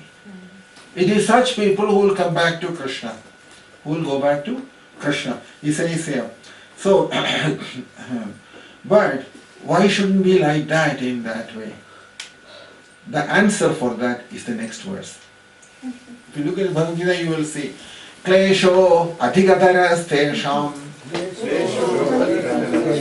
avyakta sakta chetasam avyakta higadev dukham dehavad bhiravapyate Klesho adhikataras tesham avyakta sakta chetasam avyakta higadev dukham dehavad bhiravapyate. So here you will see something interesting. If you read the translation, it does mean the translation is the right translation. For those whose minds are attached to the unmanifested, impersonal feature of the Supreme, advancement is very troublesome. To make progress in that discipline is always difficult for those who are embodied. For those who are embodied. You will see in the purport also Prabhupada mentions the group of transcendentalists who follow the path of the inconceivable, unmanifested, impersonal feature of the Supreme Lord are called Jnana Yogis. And persons who are in full Krishna consciousness engaged in devotional service are called Bhakti Yogis. Now here the difference between Jnana Yogam and Bhakti Yogam is definitely expressed. Process of Jnana Yogam, although ultimately bringing one to the same goal, is very troublesome, whereas the path of Bhakti Yogam, the process of being in direct service to Supreme Lord, is easier and is natural for the embodied soul. You can read all that at your own time, the purport of that, the verse. So there also in that same paragraph, Prabhupada mentions there is evidence in the Vedic literature that worship may be sagunam or and nirgunam, or of the Supreme possessing or not possessing attributes. Worship in the temple is saguna worship, and Lord is represented by material qualities. But the form of the Lord, though represented by material qualities such as stone, wood or oil, paint, is not actually material. That's the absolute nature of the Supreme Lord, mentioned like that.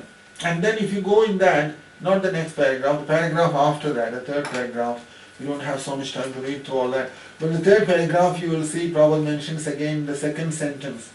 They have to understand the unmanifested representation of the Supreme through such Vedic literature as the Upanishads. And they have to learn the language, understand the non-perceptual feelings, and they have to realize all these processes. So you can see how impersonalism and personalism, they're all in the Vedam. They're all in the Vedam. So difficult to say that, for Krishna also it's difficult to say one is right and one is wrong. All he can say is, what Krishna is saying here also, that all Krishna is saying here is that to directly go into Alma-vicharam or engage in the analysis of the soul is difficult for people who are absorbed in this world, in Vyavaharam. That is the message. Those who are absorbed, deeply absorbed in Vyavaharam in this world, Vyavaharam means, transactions, business, work, all kinds of things, what we are doing in this world is all called, in one word, is Vyavaharam. Vyavaharam, especially for householder, it's more than others. Householder has got the maximum Vyavaharam, isn't it? His Vyavaharam is unlimited. You can make it 24 hours Vyavaharam goes on at home. There's only Vyavaharam goes on whole day. So 24 hours Vyavaharam is householder's life. So for such people, directly to go into self-realization, studying the soul and analysis of hearing, mental reflection, nididhyasanam, shravan, contemplation, all that is very, very difficult. So, and he says here, the reason for that is, Krishna also mentions there, avyaktahi gadir dukkham dehavadhir avapyate, because they have dehabhimanam, bodily concept of life. Bodily concept of life, it will be a big struggle for them. It's a big struggle for them. Krishna is saying, those who are absorbed in the bodily concept of life, living in this world. What does bodily concept of life means? Everything. One's position in this world, money in this world, followers in this world, fame in this world, nice clothes, nice house to live, nice food to eat, everything nice. That's all, that is Dehabhimanam. Not satisfied with any minimum things in world. So those who have got Dehabhimanam, bodily identification, and those who are thinking that those who are absorbed in Vyavaharam in this world, for them, directly to go into discussion about the soul and contemplation of the soul is a difficult process. That is what Krishna is saying there. Klesho adhikatarastesham avyaktam asakta chedasam avyaktahi gadir dukkham dehavadhir avapyate. That is all Krishna says there about that. Now, that does not mean that one process is better than the other. Both processes will bring you to the same result. But it suits different people. It suits different people. For those who are absorbed in the life in this world, caught up in this world, completely messed up with this life, in other words, with all our attachments and aversions, like as I said before, we are people who want a good life, material life, and a good spiritual life, both. That's not possible. Krishna has already said that. It's not possible, it won't work together. So those who are absorbed in the body and identifying with the body very strongly and keeping their material life happy all the time, keeping the material life going well, for such people, Krishna says, there is no question of avyaktam, getting attached to the impersonal absolute.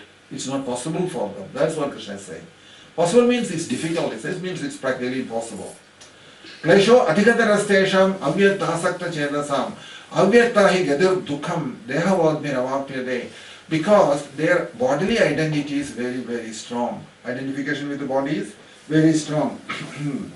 So, avyakta asakta chedasam, Krishna is saying here, because to turn the senses and the mind inwards, and to attention of the soul, that is difficult when we have bodily identification. When we have bodily identification. Therefore, what is the next option? Next option is to think everything as a person, including the truth, absolute truth also as a person only. You have to think at that time. That's the next option left.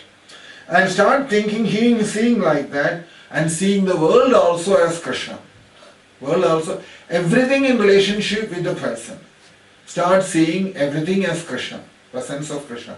Krishna's body, Krishna's form, others also Krishna's presence in them, and start seeing everywhere Krishna's presence. And that is, in other words, it's called universal form of Krishna. So when you start seeing Krishna in every living entity, Krishna in the temple, in the deity, and as soon as you start seeing like that, that is the alternative for that. That means it is because we cannot relate with the truth in another way. Remember this, that many great souls, sages, they are all developed in the impersonal path. Take for example Durvasa, Vishwamitra, Bharadwaja, Atri, Pulasya, Pulaha, Kratu, Bhrigu, Vasishta, Daksha, and so on, Narada Maharshi, and even Narada Maharshi also included in that, because they all have that realization already in them. Bhakti process Narada Maharshi initiated, and he became the Acharya of that. But that does not mean he has rejected everything else. No, it's all part of the same Upanishad's knowledge that's coming through the other literature as well. So that we have to keep this in mind. They are not separate. Separation has happened because it was impossible for everyone to take to that process. Why? Because there is Sharira Abhimanam. Bodily concept of life is strong in us. And because it is there, as long as we have the bodily concept of life, we have to do only one thing we can do when we have this bodily identity, to see everything in a personal way. Everything with form. Krishna also with a form, everybody else as a form. And if you keep on doing like that, this is called Upasana of the universal form. Vishwarupa Upasana, it's called. Vishwarupa Upasana will happen, and it will be much easier. It will be much easier then. So, because they have got the body, we have got body, that's the problem. When we have a body, we also have to think about Krishna also in the same way as he has a body, like we have a body, and we also see all these, what is present in this creation, as also an expansion of that Krishna's body, Prapancham in other words, and worship him in that way. And this will be much easier for others to do. Dehavadhi, Dehabhimanam, Dehabhimanavadhi means Dehabhimanam means this identification with the body, one which we all have, one who has got. For him, the meditation of the soul, analysis of the soul and contemplation of the soul will be very difficult. That's what Krishna is saying here. So his situation is that he is interested in the avyaktasakta chedasam. Suppose he is attached to that impersonal form, nature, impersonal aspect of the absolute truth. He recognizes the presence of the soul. Through his realization, he understands the soul is present and he is attracted to the soul, attracted to the soul.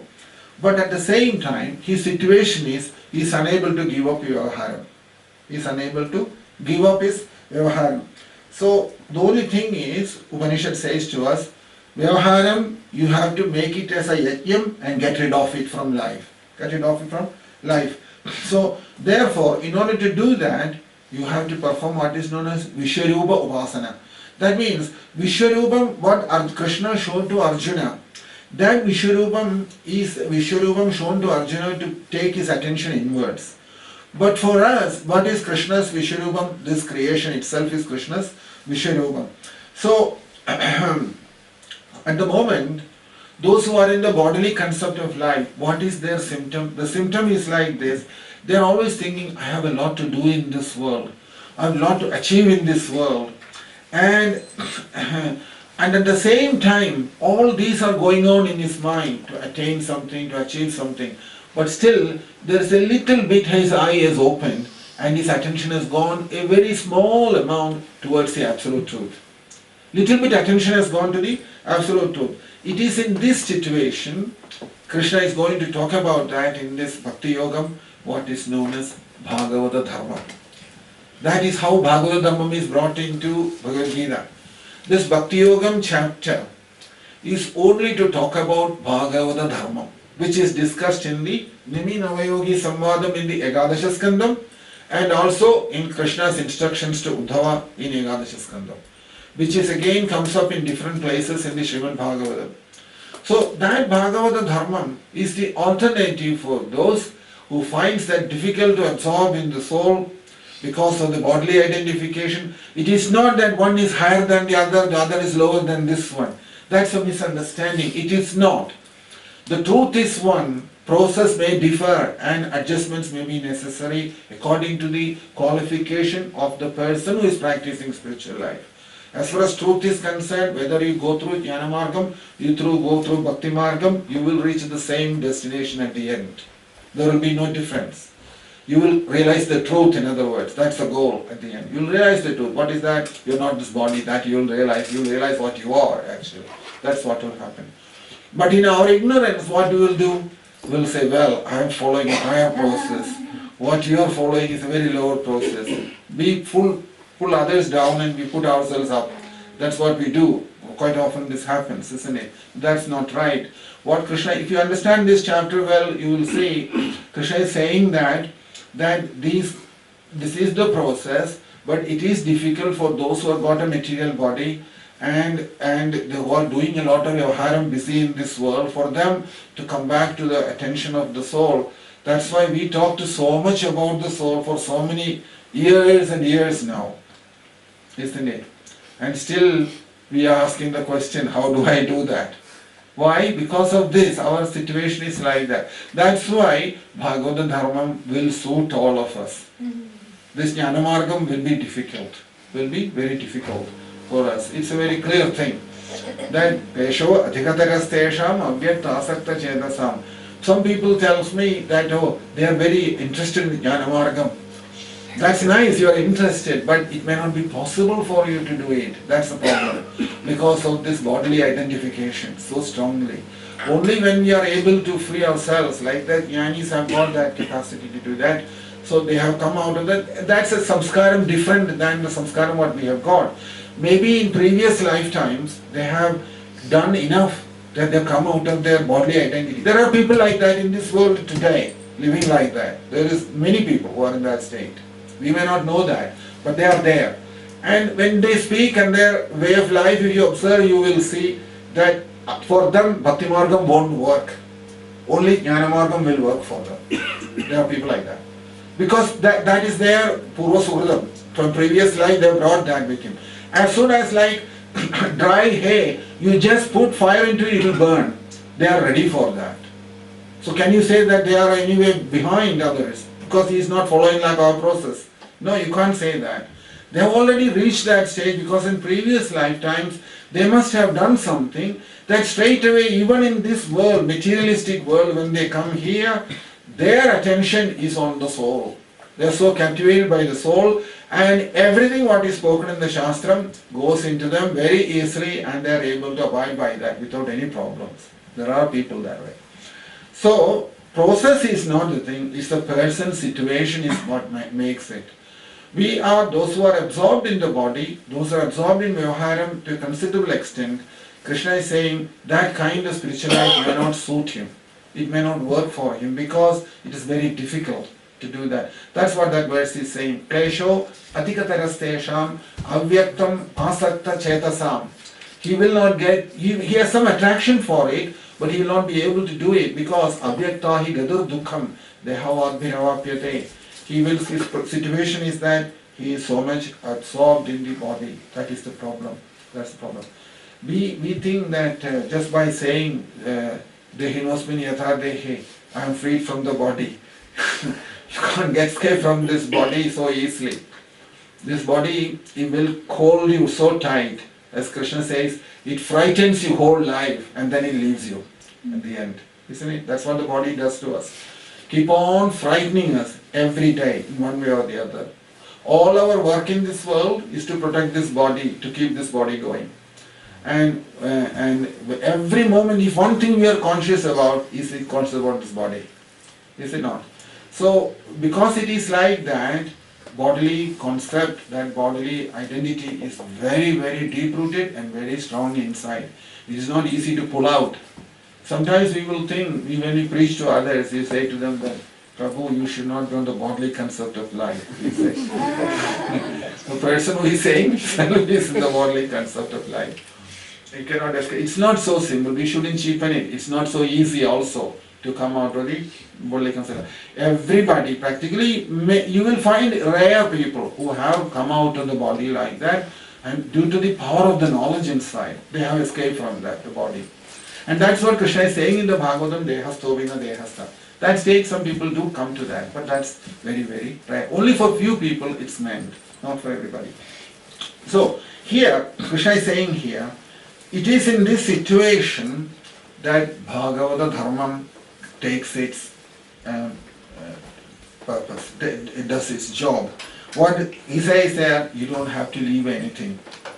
You don't have to leave anything. Do everything what you have to do.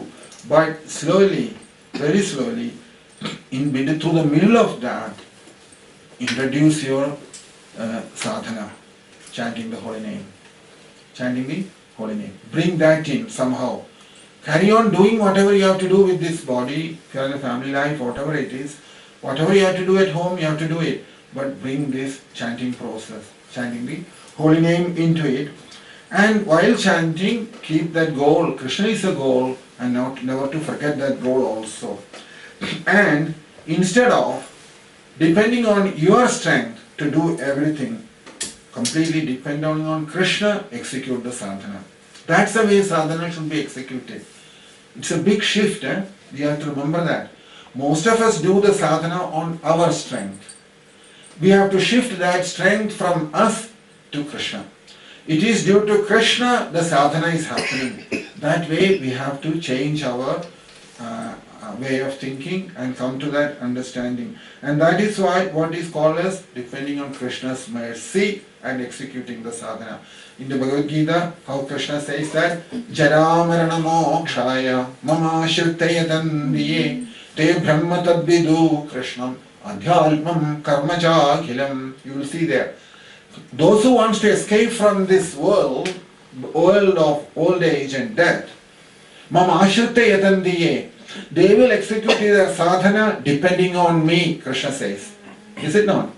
So only if you execute sadhana in that way, depending on Krishna, if you execute the sadhana, that sadhana, e brahma tadvidu Krishna, adhyatmam karmachagiram, that will become spiritual and it will release us from the cycle of birth and death. So we'll stop there, it's 10:05. All glories to Srila Prabhupada, and we'll see you tomorrow again. Dinadya Mahaprabhu ki jai, Srila Prabhupada ki jai.